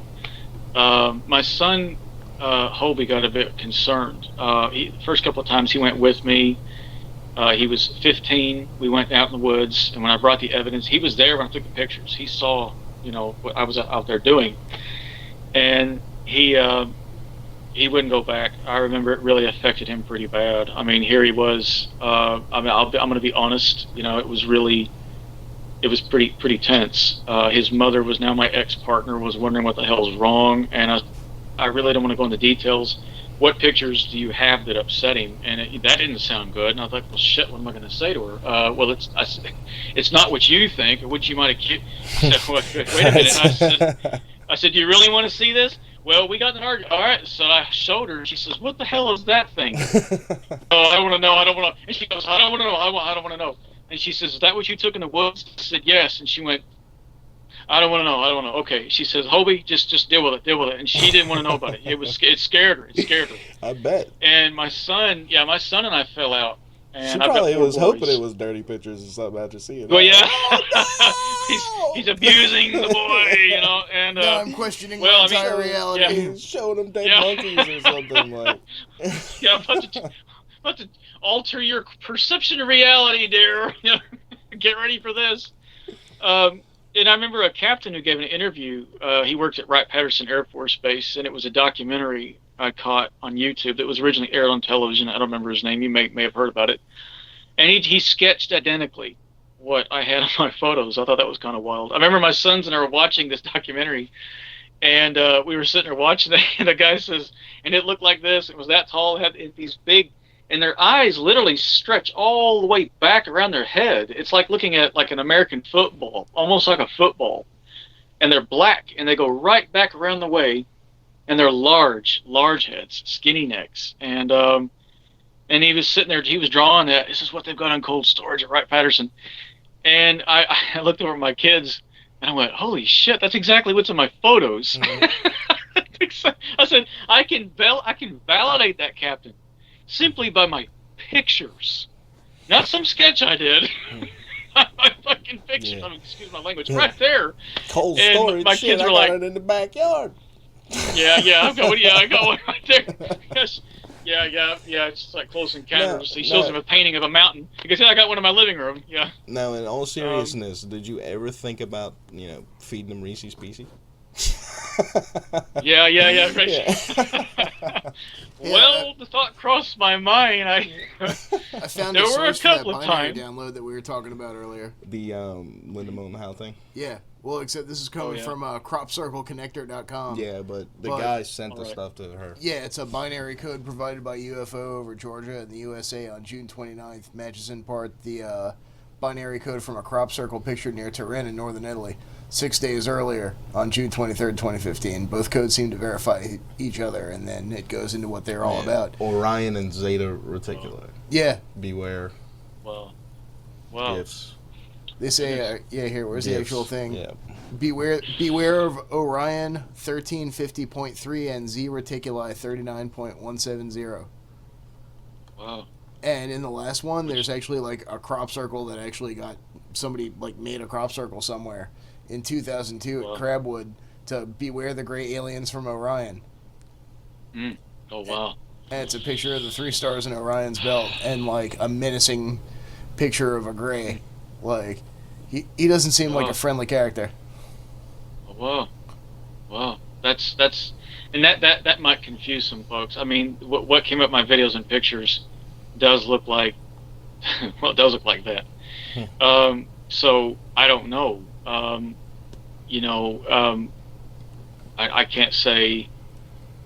I can't honestly say are they good or bad. I can only repeat what I got was they were saying we're not going to harm anybody, but I questions by researchers, did the feeling you got, the anxiety you got in the woods, was it coming from, was it something they were, and I was like, well, no, actually they were quite enigmatic. It was like I really didn't get a lot out of them. I mean, I don't trust most other humans, let alone off-worlders. Yeah, I mean. Well, you gotta, for just me, come with a you spare gotta, change of underwear. No, for me, you're gonna have to do more than blink the light a couple times in the sky to get me to trust you. Yeah, that's right. Don't just blink that light. Now I need an actual, Part of this download, it says, beware the bearers of false gifts and their broken promises. Much pain, but still time. Believe there is good out there. We oppose deception. Conduit closing. So I wonder. Now we were talking last time about you were calling it Solar Warden, and it was or the Solar Wardens, and it was the Zeta hybrids. You think this may have anything to do with that? You think this message could be coming from them? Yeah. I don't. This is a bit of a conflict of a thought there, because I never got anything negative that specifically pointed at. I never got a warning about anybody or anything like that. I never got that feeling either. And I went to that forest for several years and came out, I touched wood, in one piece, unless I just vaporized some more, and they've got a timer in me. But Well, I mean, whatever you were encountering in the forest may not have been from these places. And this happened in Georgia over here, and it wasn't. Pretty sure a guy was driving up the road when it happened. So it wasn't one of them happened in Georgia, but then one of them also happened in Crabwood, England, and another one in Bentwaters, England. Yeah, that was Bentwaters is Rendlesham. Oh, gotcha. I don't know where Crabwood is. Well, okay. So when they communicated with me, any information I ever got that had to deal with human cooperation with aliens, it was in terminologies that would best be something that I would be able to communicate with to the public and say this is blah blah blah. The only thing that came to me was what that Gary guy came up with, because I know in my mind I had already read and heard about that he had found that in those Navy computers, the Solar Warden Initiative or project. Okay.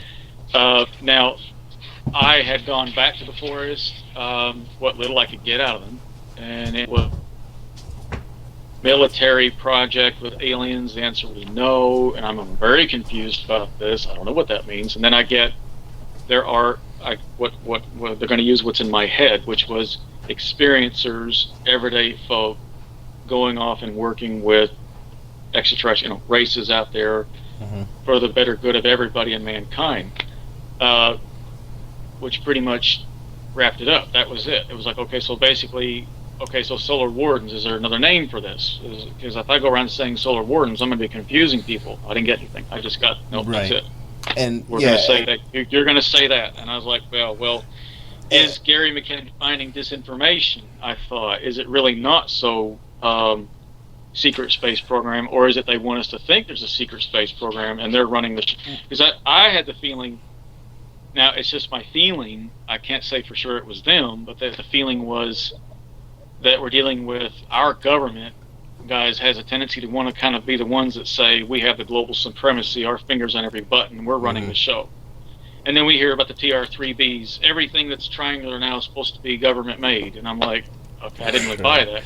I mean, triangle's a pretty universal shape, so you're gonna see that everywhere. You know what I mean? Yeah. Yeah. But I know, there are crafts, the TR3B Astra. They've been seen around here for a long time, like the Norfolk, Virginia Beach area. Yeah. Or kind of like the armpit of the Atlantic, but so. Yeah, there's a lot of those things. The sighting, frequently reported. The last time we had talked, I was left with the impression that you were talking about a group of Zeta hybrids that were opposing the normal Zetas because they were abducting us and doing experiments. This goes along with, Yeah, that's what I was referring to when I said the solar wars, because I thought that's what you were calling them, and you guys watching out there were not, just to clear it, 100% sure on this, we're not talking about what secret space program experiencers are talking about when they say solar warden. We're talking about a group of hybrid Zetas, correct? Yeah, and human beings on this planet. Humans. So they are working with governments, or just regular human beings? Yeah, and that was my question to them, wasn't it? Surely I was out there asking that question. If I'm in front of them, I was like, well, give me an upload, give me anything with my digital recording, anything. I said, is this all government? Is it just the government working with, again, what little I got was, it's a deception, that there is not a mass government system. There may be species working with our government and other governments, but they were not dealing with our government as much as they would like us to think. That they would like us, that this is kind of the blue screen. It was like the big smoke screen. We're running the show. We're the ones. We're all doing it. In fact, if the public actually knew, I felt like if the public actually really took that on board and knew what I knew and really felt that, because I know that's true and I feel that's true. I can't say believe me, but I felt that was true. And then I thought about it later, and I thought, gee, how that would really affect the public if they knew. It might cause a bit of a panic to think that there really is not any government control running the show here. I know a lot of general public might listen to UFO stuff and hear about these secret space programs and alien. It's even been in Stargate. There's alien-human cooperation, and I think it puts a lot of people at ease. But if they step back and think that ordinary members of the public cooperation and the government really hasn't got any say over the matter at all, would put a lot of people at unrest. It would be a bit of a hysteria for some folks, because they'd be thinking, "Whoa, wait a minute. We think that we're just I go to work every day, and I don't want to think that this is someone else is running the show." It's a weird kind of thing, because you think that a government, especially most governments today, in my opinion, they're definitely out of control. And mad with power. And mad with power governments always want to grab for more power and more consolidation. So it seems like to me that they would easily be able to use that as a means to, even for like a global government, everybody give us all your money so we can build big laser beams to fight off the space people. You know what I mean? To be fair, it would make more sense than having them aimed back at our own planet. It'd be a little better, I guess. Well, recently, what is it? President Trump recently started the space initiative. What did he call it? The Space The Force? Space Force, yeah. This- It's been the subject of a great Yeah. many memes. Well, it's been around over for here a in long America. time too. I mean, it's just been Yeah. under Air Force and Naval Right. jurisdiction. So they're but basically it exists. just made it its own thing instead. is Kind of all like that when was the about. when the Air Force used to be part of the Army and they made it its own thing. So now they're taking all the space stuff out of the It Navy used and to Air be Force like- and making it its own thing. The Space Force used to be like the Marines of the Air Force, Yeah, if yeah, that makes okay. any sense. Well, I mean, yeah, if there is, and I'm not discounting it, or I don't want to be accused of being the guy who's spreading this information, but if there is in fact a military solar warden program with aliens running around, then I would say to that end, why would our president now be initiating something like that? Why would he be pushing something like that to the public? I mean, you wouldn't be, because you'd be saying, well, what would be the point? Okay, it becomes a self-defeating secret at this point. Mhm. It's like, well, The common if you narrative. have The common narrative that you would hear behind that is that disclosure. You know what I mean? Yeah, That's what well, people say to that. That's not what I say necessarily, but would be the Yeah. common argument to that point. And Yeah, me disclosure, personally, or I don't believe Yeah. Trump is going to disclose anything. He ain't disclosing Well, his then tax. I agree. He ain't disclosing his tax records. That's for damn sure. well, yeah, exactly. He's quite, I mean, he comes across You as mean a theft records. quite a he's all for the gusto, and he may be the guy that would any American president do any disclosure, and I get a bit skeptical about that. No, I don't I believe get so. like, well, because they have to uphold the National Security Act, 1947. President Truman initiated that act, and it's an executive order act. It's up there, highest level. Mm. And if they go around doing disclosure, then they're going against their own. And there's thousands, millions of things that have to be that they're keeping under the NSA, National Security Act, the Executive Order Secrecy Act, and there's so many things they have to make sure stay in archive and locked up. If you've got a president saying aliens and UFOs are here, then he's got to say everything else. He's got to go down the records on John Kennedy. He's got to talk about Bobby Kennedy. He's got to reveal the whole lot. He's going to be exposing everything. MK Ultra. I mean, the whole lot's going to have to come right in front of everybody. There's been too many crimes committed in the name of national security for any bit of disclosure to come out from a government source. That's right. Yeah, Well, absolutely. yeah. Especially a sitting president would be. Absolutely. He could even be arrested if he did. In fact, And it's a shame they could even have him arrested. it's a shame that there aren't 1,000 Julian Assanges and Gary McKinnons out there. Yeah, it is a shame. Yeah. Well, absolutely. But I mean, getting up with I came down from Ipswich, came to Felixstowe. What little I could get on the PSP-7 Spirit Box, because I reached out to Bennico. Again, I don't want to confuse listeners. She's not dead or deceased, but in the thought that she's extra dimensional. And over those years, I was receiving a female voice over, these recordings that I put up on YouTube, where she was answering questions. She was identifying herself as Bennico, saying the name Bennico. There was even one YouTube video I've got up where a male says, "We are Sasani and we thank you." Now that completely confirms Derilenka's channeling of Bashar, where Bashar said the race was called Sasani. And it was like, and there was questions I threw at them on the spirit box. Are you extra dimensional? Yes. Are you dead? No. And then the question was, well, where are you, Bennico? Now, interestingly enough, she came back with a rather curious response. She said, Felixstowe, Forest. Now, that was long before to come down here to live. I had no intention of coming to Felixstowe. It was all very happenstance. It was just where I could find to live. And I thought, well, I was very confused about that. I thought, well, then what are all these UFOs in the forest in Ipswich? What the hell is going on? Why would you be down there? Why don't you just come up here? That's 14 miles away, Bennico. You want to drop me some gas money? Give me a little. Pick me up.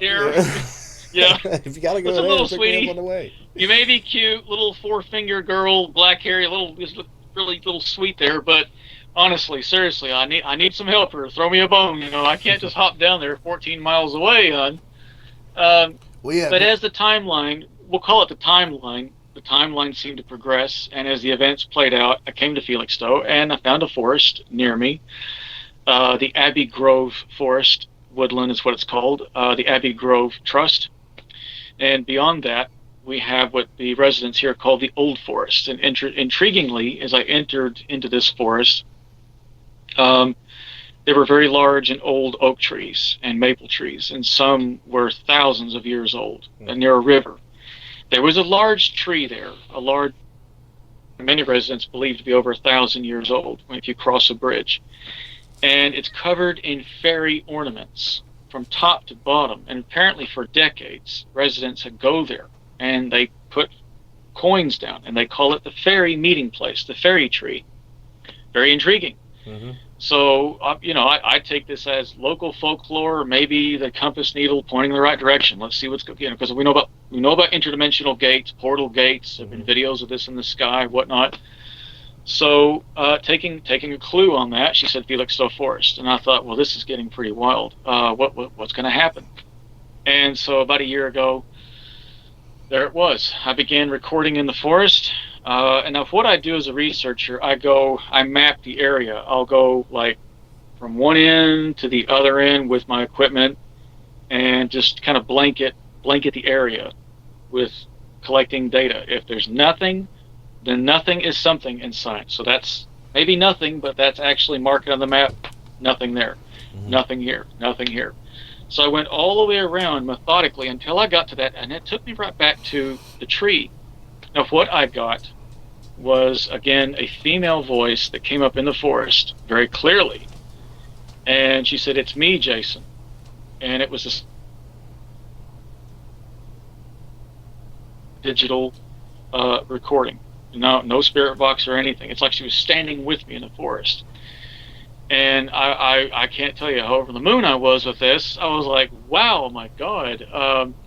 I had my 12-year-old son with me, and we saw a blue ball ascend out of the trees, and then it flashed off in the distance, kind of like about 20 yards from us. Then came a flash of light, and this was daytime. Well, how big was that ball that you saw? I'd say about basketball size. Okay. About basketball. It wasn't quite that big. And then we saw a silhouette of a girl in the tree line. And again, I was like, I'm going from audio digital. I'm sitting there trying to now get the video, I'm like, shit, get this stuff out. And it still was quite confusing. Yes. I was teasing him last week because he wasn't there, but he called in, and I was like, I got a new Dan, because I had somebody fill it in for him. Yeah, get yourself a Dan. Yeah.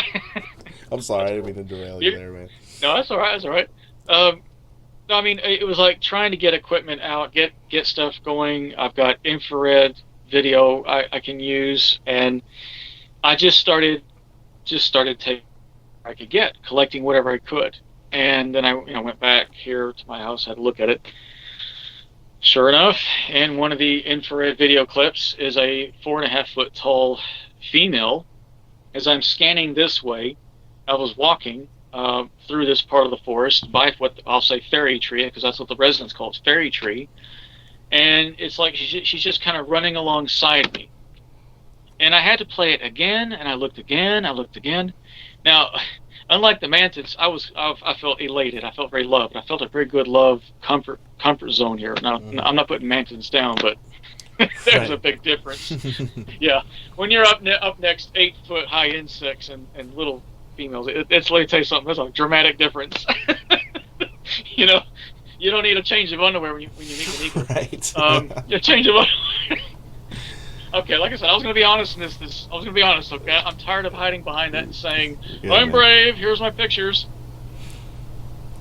Man, you are definitely free to be yourself on this show.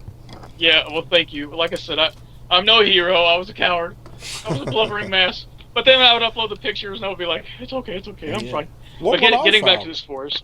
Yeah. Feeling cute. Might photo some aliens, I don't know. Yeah. Just taking a stroll one day in the woods and decided to come across. I mean, I found this What's blog. that? It's alien-races-extraterrestrials.blogspot.com, and they Oh got, my god, that's a mouthful. yeah, we'll post it in the group, but it's Wow. got a whole Yeah. list of alien races, and the Sassani are up there, man. They kind of look like the Voyager Greys. Mhm. You know what I mean? That looks Wow. like, that rendering looks like your description of Bennico to me. Wow, really? Wow, okay. Wow. Here, I'm gonna post it in the group right now. Okay, yeah. Send But, it to me. I'll send I mean, it. to him. it took off from there, and the next thing I know, I saw lights around my home, because I'm about 2.5 miles from that forest location, and so I started doing digital recordings and audio recordings around where I live, and there she was. She followed me from the forest, and she was clear as ever, and just as sweet as ever. I mean, it was very loving messages. It was me. It's me, Jason. It was clear spoken English. It was the same voice from memories that had resurfaced early in my life. And I basically put the spirit box away. I don't need that. Now, again, the questions, and here it was. Where are you? And she says, I'm in another space. Are you dead? No. And I have to do these standard questions, run this through for evidence. And I thought, well, all right, here you are. And then she started suggesting things. Now, I have to say this. I've got to say this. Some of this stuff, I'm a little bit embarrassed about saying this, so please forgive me, guys. But some of this is a bit intimate. I can't reveal this. Hold my head. Some of the stuff we shared was a little slightly personal, because there is an ongoing relationship between she and I. There was a love going on there, and out of respect for her, I don't want to. I mean, you wouldn't do this like with your girlfriend and wife. You wouldn't sit there and just go, "Last night we were in the bed," and but I mean, I don't need pictures of everything. I mean, I'm probably gonna go with this. Leave it alone evidence for the stuff, imagination. yeah, we'll stop there. So it suffices to say it was very relationship oriented, loving stuff, interacting, reciprocating going on here. It was kind of like a reunion. Now, here's where things got really weird. As some listeners are going, as if that wasn't weird enough, this guy gets the gold trophy. But I began thinking, wait a second, I'm meeting you in this forest in Felixstowe, and I've just come through a series of events. I've been in England many years. My experience with you, I recall, began in Texas with a phone call. You were in the custody of some kind of military unit. You were brought to me very physically. You were there in front of me physically, Bennico. You were there. And I asked, am I going to see you physically? She said, yes, Jason. Okay, she didn't say when.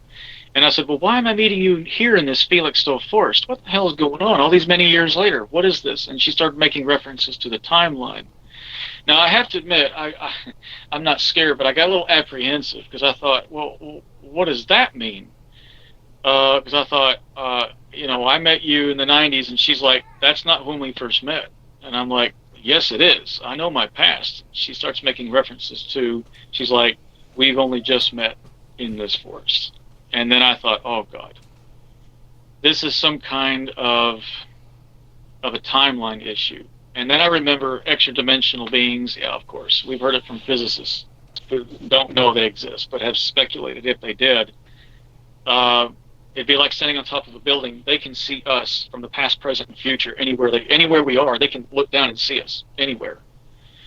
For us in the third dimension, we are confined to the present moment. So I think my running theory is I have only met Bennico this last year. This is a timeline merging. This is timelines merging. So then somehow she's gone back into my past, long into my history, and has been involved with me growing up and involved in that experience in 1992, which it gets a little mind-boggling.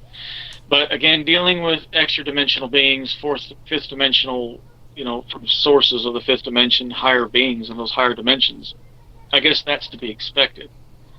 And I felt like I was being kind of pulled out of this dimension to have to think in those terms, because it was, in other words, I wasn't coming to the end of a road here. It was only the beginning in this forest. And I thought, wait a minute, any number of things could have happened in my life. I didn't have to marry that English girl in Texas and come here and then go through the divorce. I could have married those other girls I dated, sat in Texas all my life. And I thought, wait a minute, these things, Albert Einstein once said, that the past, present,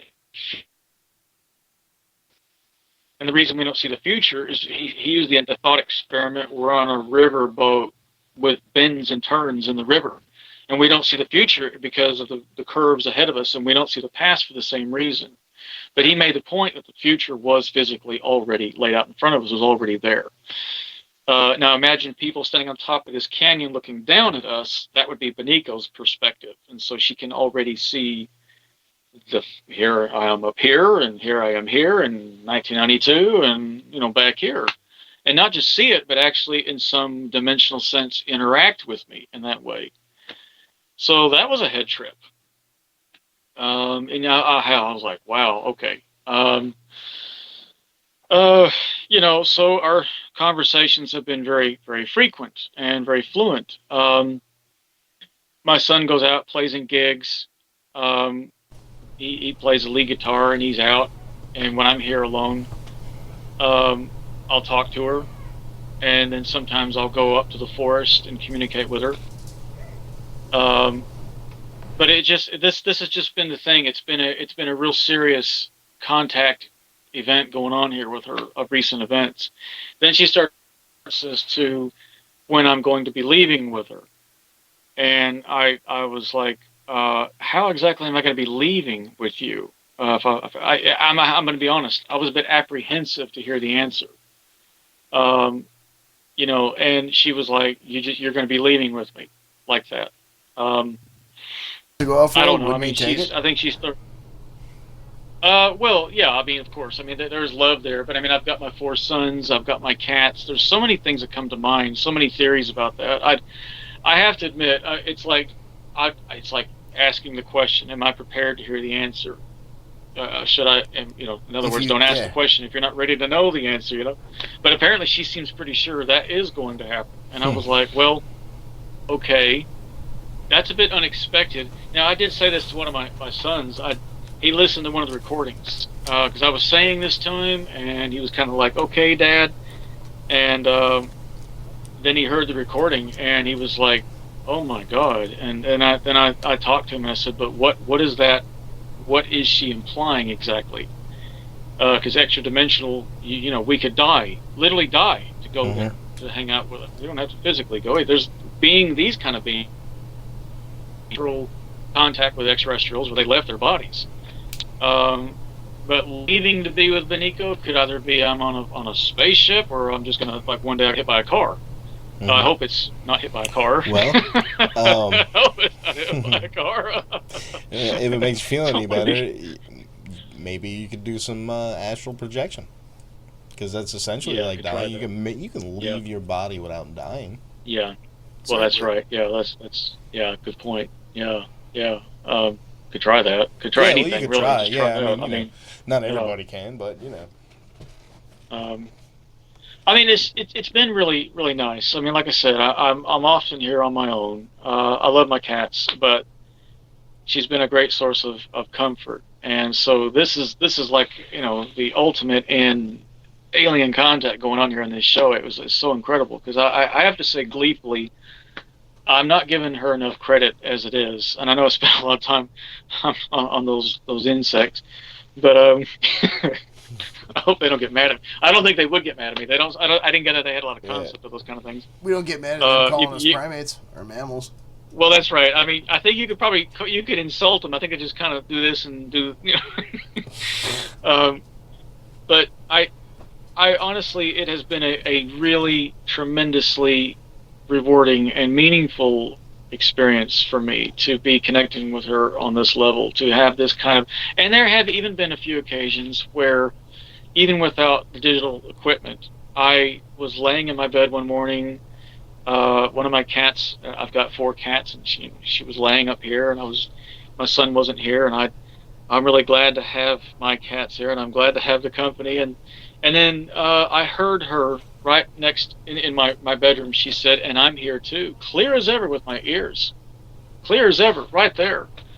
And I thought, wow, that's really sweet. I love you too. That's really very sweet. Golly, that's just so incredible. It's really been a very.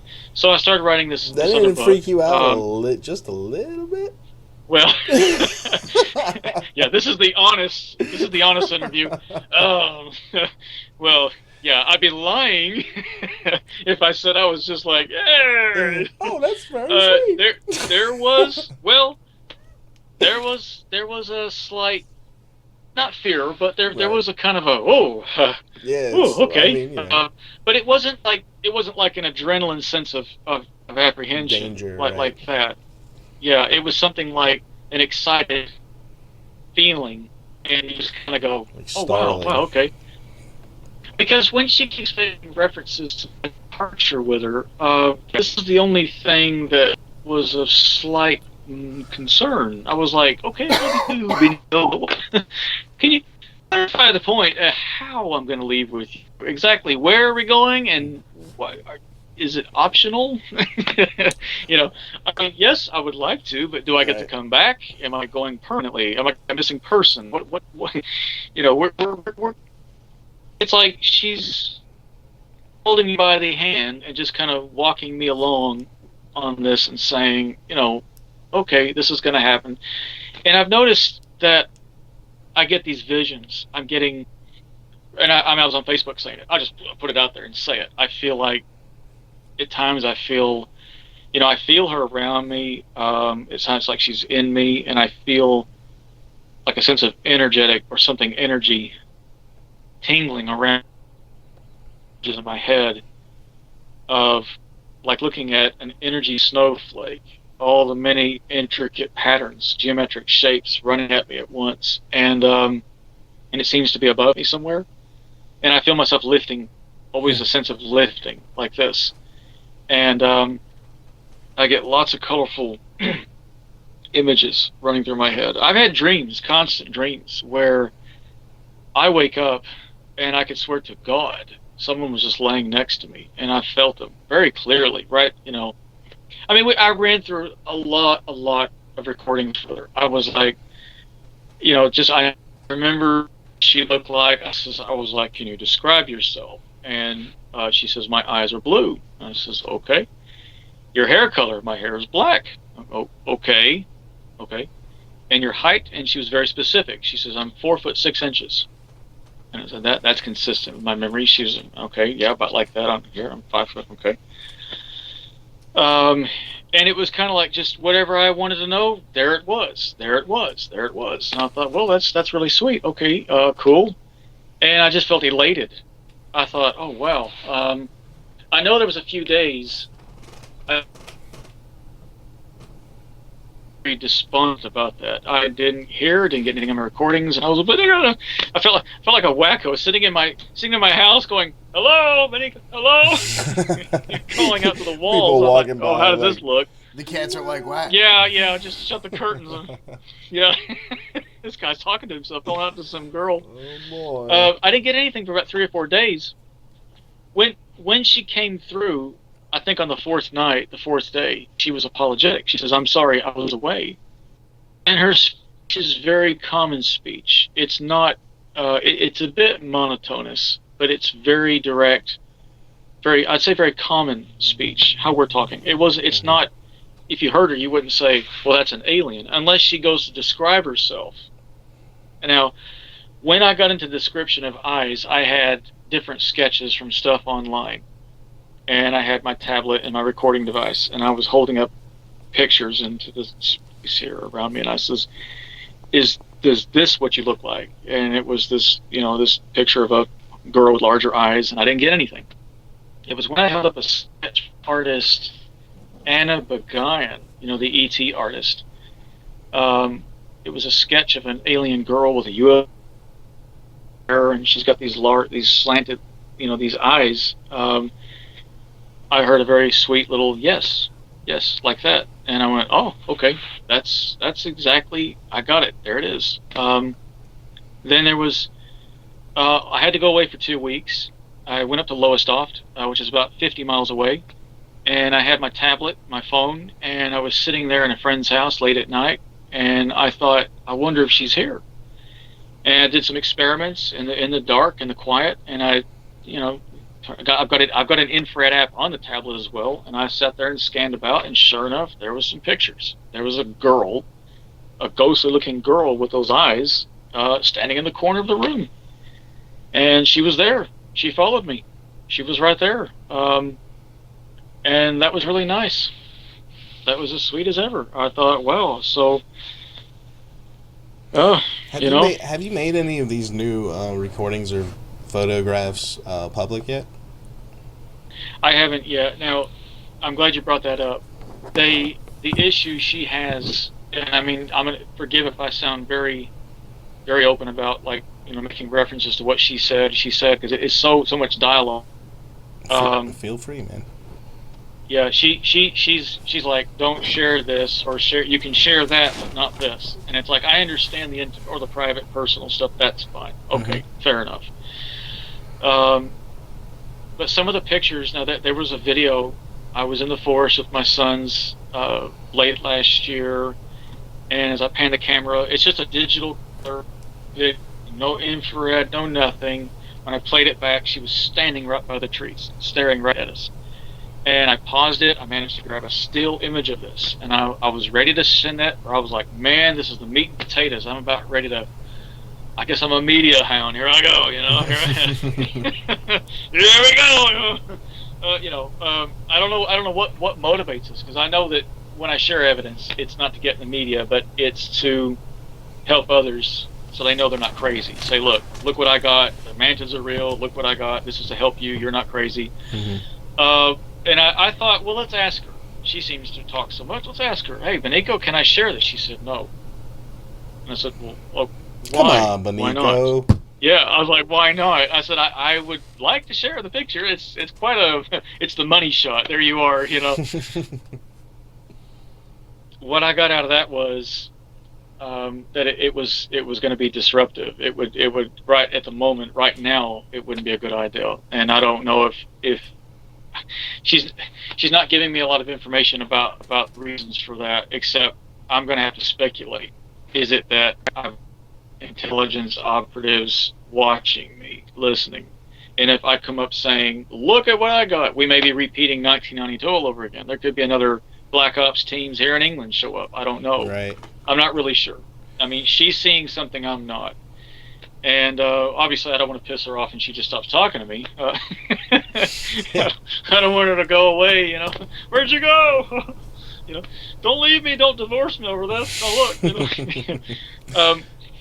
But I mean, it is a relationship, and I thought, well, all right, okay. And I'm working on her. I'm pushing that. I am. I'm like, well, I'm going to share some stuff. I'm going to put some recordings out.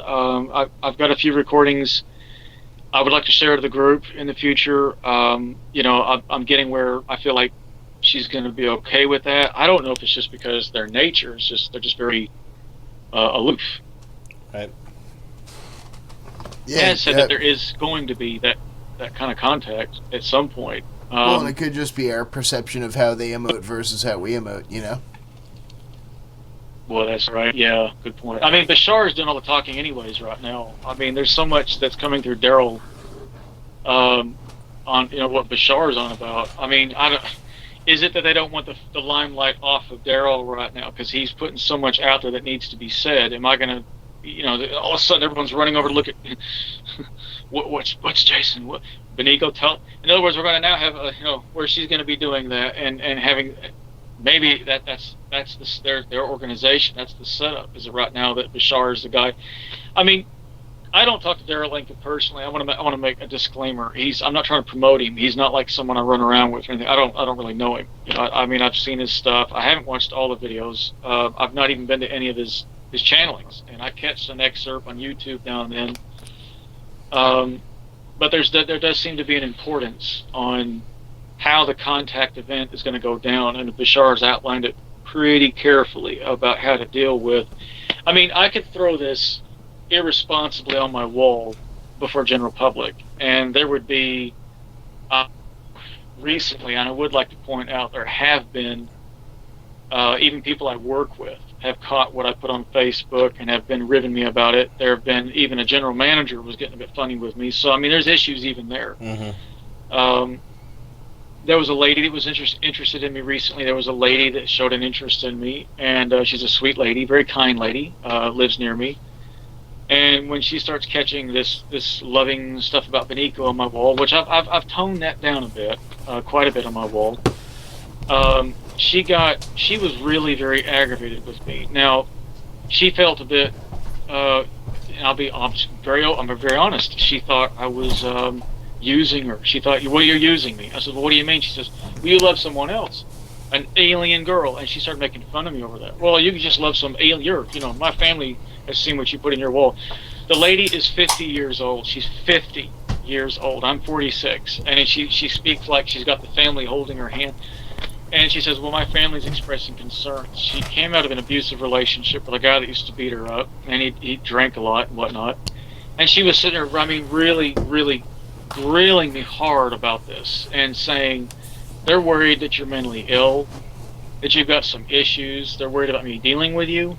And I mean, it was really getting very, very, very, very scary, because she had a lot of trust issues that she had about things, and I told her, we're just friends. She and I are friends. And it crosses all kinds of areas. I mean, am I allowed a relationship with someone around here, or am I gonna, and I step back and think, Bennico, can I have a girlfriend, or does she become your proxy? Is this a proxy? Is this what I get until I get you?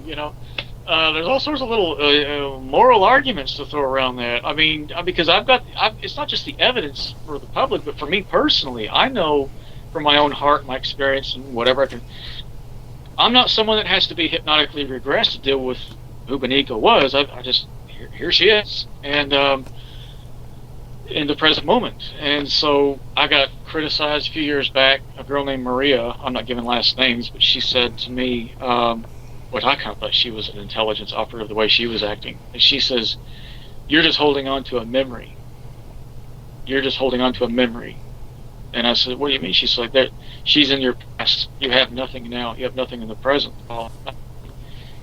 Without the time here, there was a lot of telltale warning signs the girl might have been intelligence. And look, like Mark Safrick, who was an FBI profiler, said in his TV show, when people drop evidence or hints, it's called leakage. It's a human nature. And I think she just, like anybody, even if you're a psychology trained CIA agent, you're still gonna brag. You're gonna do it. You're gonna say it. And just for our listeners, listen for things like that. It's human nature. Hey, I've got the one up on you. I got your file here. We're watching. You're in surveillance. You have no idea who I am. And she was dropping all kinds of stuff that in arguments off and on. That's what I'm dealing with. And at one point she challenged me. She said, well, Bennico's just a memory. You're just clinging to a memory, and like you have nothing. So what would happen if I brought evidence into the present moment publicly? That raises some serious concern. What happens if I say, well, here she is? I may get more than just some operatives online. I mean, I may be in England, folks, but this, for example, the CIA, they're global. It's a worldwide. They can go anywhere. Yeah. Yeah, I mean, there are British people that work for the CIA, and the British government has no idea they do. Well, you guys got MI6. So they would be on my doorstep. Right? You got MI6, exactly. right? That's right. They don't even have. They just make a phone call. MI5, MI6. Yeah, they just make a phone call. Hey, go do this for us. Yeah. Well, I mean, when you're an American overseas and you're into UFOs, you're talking UFOs. You got that stuff online. Right. There was in recent months. I need to point this out quickly in the interview. I want to say that there were times when it really got pretty freaky. I really haven't said enough about it. There were people. I thought they were gonna tar and feather me. No offense to people, but I was like, what are you British? What are you English doing? What century do you think this is? Yeah, you're acting like it's the 1600s. This is a freaking witch hunt. I was really getting annoyed with some of the locals. I mean, guys, some of the locals are really getting like, that these aliens, UFOs, and aliens. And when you're an American, you're a foreign guy. It doesn't help. You're right. There's already, a wall, like an invisible wall already there. You're already, you may be doing a great job in the job you're doing. You're writing your books. You see everything on my wall is decent. It's not radicalized terror, hate, or right. I would never get into anything like that. I would never ever support that kind of stuff. It's surprising to me but because it just felt like I was going to be, It's surprising to me because most of the whenever we cover a lot of UFO sightings and stuff like that on the regular program, and most of the stuff we get comes from British tabloids. Now in America, Wow. The tabloids over here are all worried about celebrities and that kind of shit. But Well, and bat children. I would found in say caves and 9 whatnot. out of 10 times Yeah. when we're doing a UFO video or something like that or an article, it's coming from a British tabloid. So it's kind of Well, surprising I have to me, noticed there. Yeah. There were a few just researchers that they'd comment on my wall when I said some things about what was going on. They said, well, they were talking to each other under my post. They said, we think Jason's just in a region of our country that is not up to speed. And I'm like, well, that I don't know. I don't want to label people generally, but I mean, it's. Yeah, I have seen the tabloids. There's a lot of evidence and stuff going on over here. The crop circles. There's the Rendlesham Forest incident. There are a lot of people interested in this. I would like to point out. I think his name is Richard Lenny. Again, Derek Savory. There's some really good people over here that have done some good stuff. To give credit where credit's due. But just it was more local. It was just in recent times. And like I said, interpersonally, when you're dealing with someone that's interested in you, wanting to date you, I'm not going to go against my feeling or just I just can't do that. I have to do where my heart takes me, and I know this is a meaningful relationship with Bennico. I know this is very real. I know that she's very real, and I know that this is ongoing, and I know this is something very good. It means a lot to me, and it means a lot to her. Bashar does talk about 700 years from now, there's the human hybrid alliance going on. There's an alliance.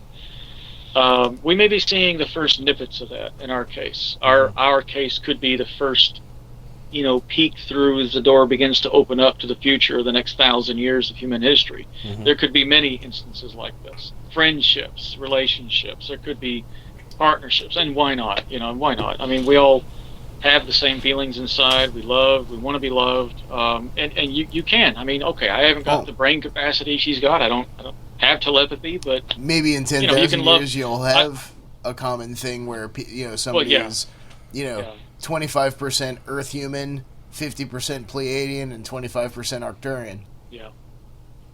Yeah.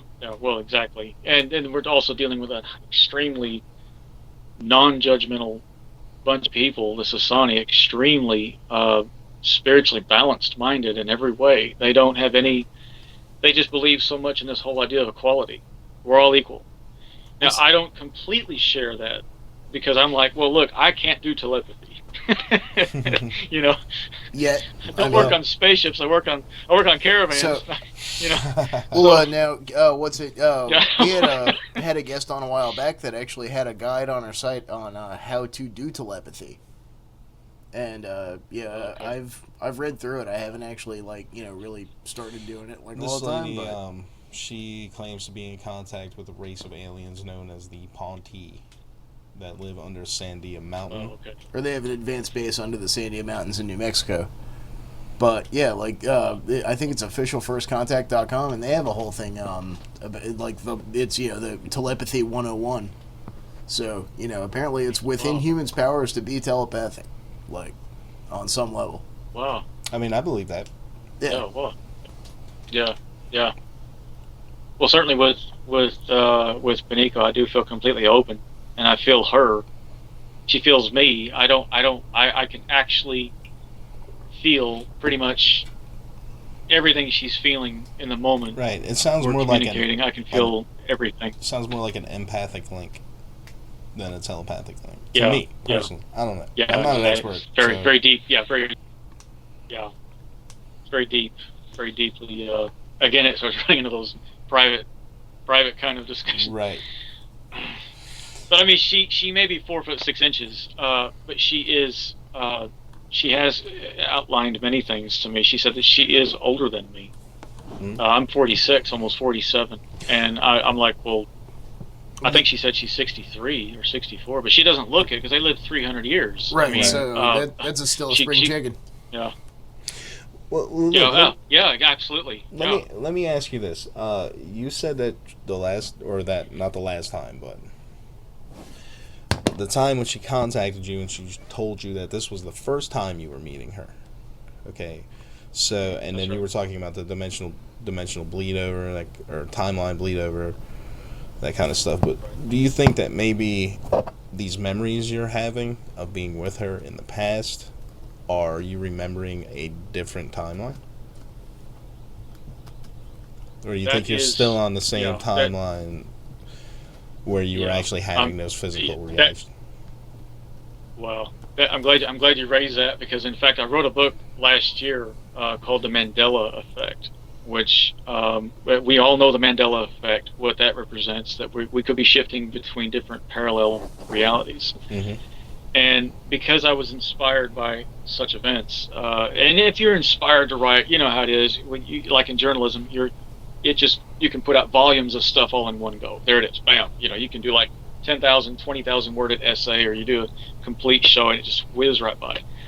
So I got this book out and wrote it, and it did cover that right there. It did, yeah. I do believe this is a parallel Earth reality that I'm sitting in. I do remember events other than that night that, people in Texas are going, I don't remember. I don't know what he's talking about.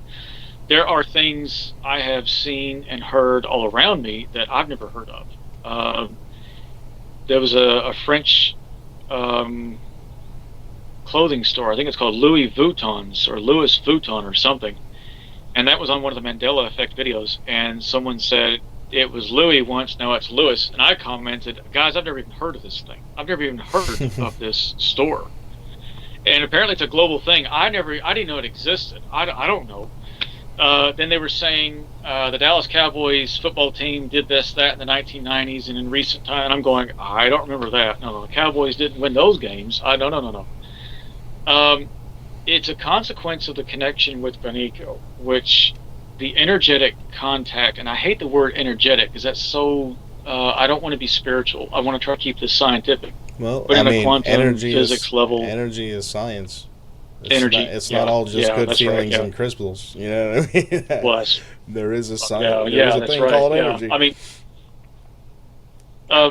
on that level of connection with her, and because she's extra dimensional, I feel like I'm at the bottom of the ocean on an anchor, and there's this tether to her, a ship, and I'm being pulled or dragged at the bottom of the ocean, which happens to be different parallel Earth realities. The best analogy for this.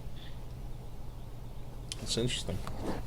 Thank you for that. Yeah, because that is what I think is going on. Because I have said things on my wall. A few years back, I got knocked in the head pretty hard because I was saying things. I remember also other events, not UFO related, that were major events I recall in my past, and I was trying to go public about that. And it even involved me writing a book 5 years ago. I don't want to drop the name of the actress in Hollywood the book was about. I don't want to say that, but it's an unauthorized biography. The reason for that is it's just my personal feeling is I don't want to push that anymore. If I say that, then it goes further, but I don't want to do that personally because I want this to be the focus. About the contact. And I think human beings can benefit more from us sharing this sort of stuff than corruption long ago in America. But did it happen? Well, I remember it enough to write a whole book. It was a 350-page book with lots and lots of detail and lots of different stuff.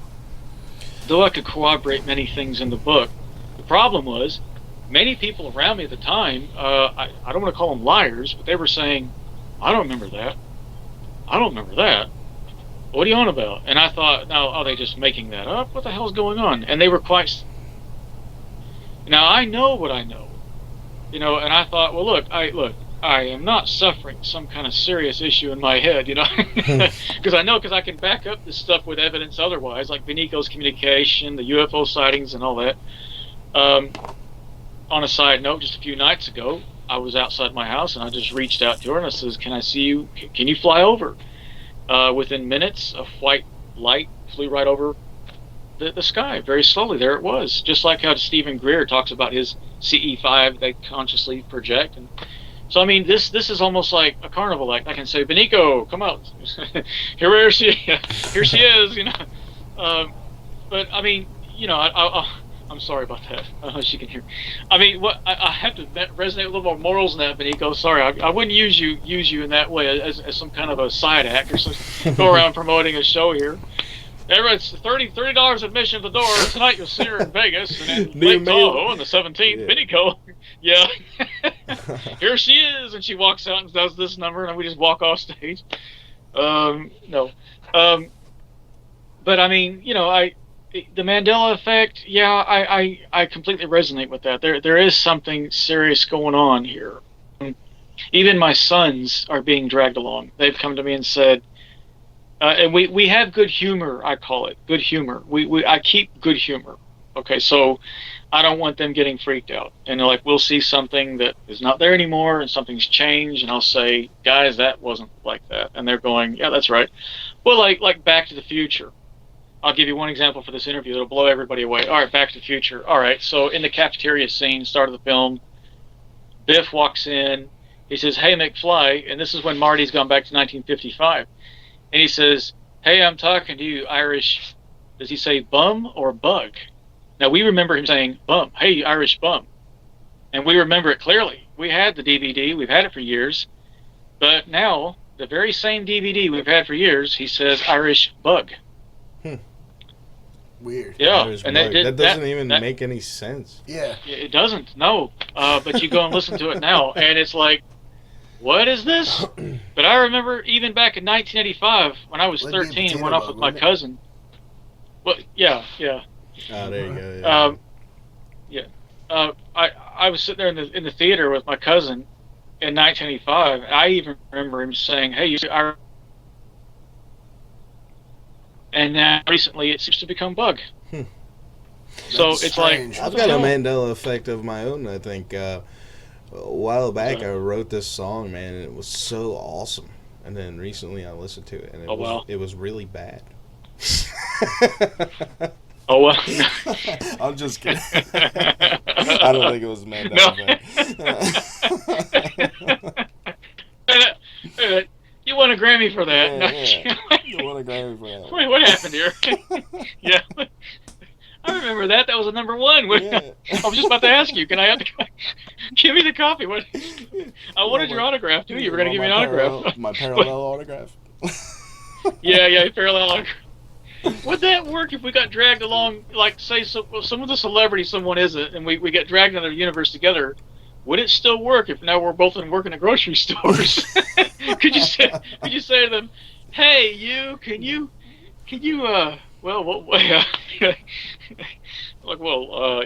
sure. Like, it wouldn't mean anything to anybody around us. Yeah. It'd be like, well, who is he? That's funny. Oh, man. How about being the clerk that just gets randomly walked up to? What? You want me what? Oh, man. Uh-oh. Are we going to lock up? I think we got to lock up. Hopefully we won't lose him. Oh, crap. There it goes. Okay, Hey, it's there we back. are. Whew, we almost lost you. Okay, all right.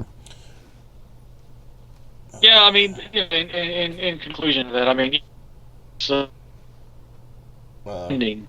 I think what's happening at the moment, it's a very interpersonal story at the moment. I'm going to be sharing some of her, and just bring it out there. If nothing else, it's going to go two ways. You're either going to get the response could be the ghost researchers could just say what he's got is a dead girl talking to him.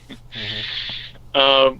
And if that is, you can always analyze EVPs or whatnot. It's true. It's not been, or it's someone you get skeptics, or it's just a girl sitting next to him saying those things, right. Or whatever. I don't know many dead people that go around claiming to be aliens, unless you've heard something. That would be a new one on me, man. I haven't heard it all, though. Why? What would be the... Yeah, what? I mean, you hear stories about so-called demons. I don't really follow demon angel lore, but demons apparently lie and run around. But then I think what would be associated with that would be a lot of really negative things, and there isn't. It's all love. And it's incredible. It was all surrounded around entities out there that are not all love. Definitely. Yeah, that's right. Bennico. Yeah. Oh, I'm not saying she's one of them. I'm just saying. Oh, I know. I have seen some shit. Well. But I mean, it would be a contradiction if you get something evil that tried to present itself doing something nice. It wouldn't work out. Government does it all the time. It falls apart. Well, yeah, true Maybe enough. if it was in for a long game or something, you know what I mean. I could see that maybe being possible. And again, I'm not saying that of Bennico. Yeah. I'm just saying in general. No, I mean it.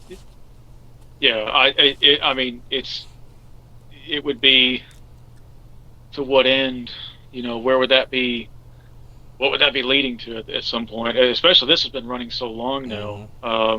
In my life, I mean, I've been talking about it for years and collecting evidence and seeing craft in the sky on command, and you know, and running out in the forest.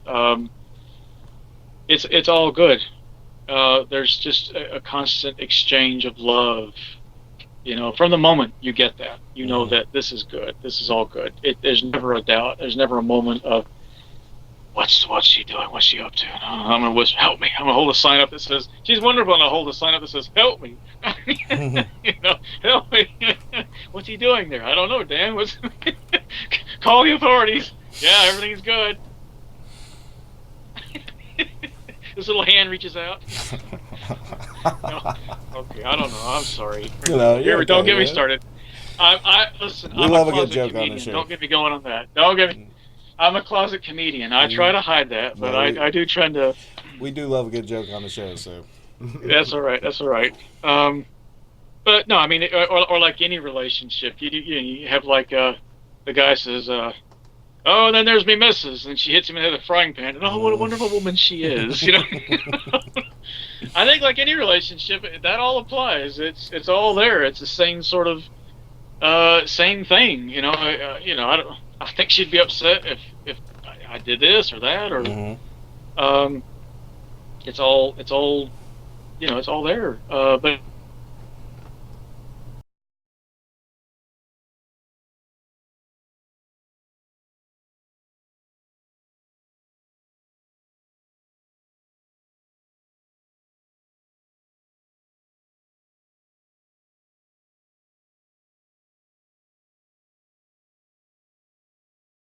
Well, Jason, man, that's about all the time. Yeah. That's about all the time we got for tonight. And if you want to let us know where we can get your books at, or where we can see your videos, that kind of stuff. Yes, you can get my books at Barnes & Noble and Amazon. Author J.P. Moss. My recent book is The Mandela Effect. How's that? Did that go through? Yeah, it's coming through. It's coming through. Okay. So, yeah, okay. Yeah, The Mandela Effect, yeah. And it... Go ahead. Awesome. Well, be sure to check that out, guys. You can get it on Amazon. I think he said Google, too, in an earlier take, because this is like the 14th time, because the connection is so awesome across that water. Take 5, take 17. Well, thanks for coming back on, Jason. It's a really interesting conversation as usual. Seriously, dude. And we'd like to have you back on again in the future with another update. And if you catch any awesome, I would love to do that. Any pictures you want to post in the group on Facebook, go ahead and we'll be happy to share them with everyone. Okay. Thank you, Jason. Guys, you're wonderful. I love talking to you. It's always a privilege and an honor, and we'll do that. We'll do another one in the future, and I'll talk to you then. Thank you very much. See you then. All right, bye-bye. Be safe. Have fun. There you have it, guys. Jason Moss, J.P. Moss, author name, pen name. Like you said, you can. I don't know how good it's going to come out, but he's up on Amazon, Barnes and Nobles, Google. Check it out if you'd like. And we will see you next week, guys, on Reality Brief.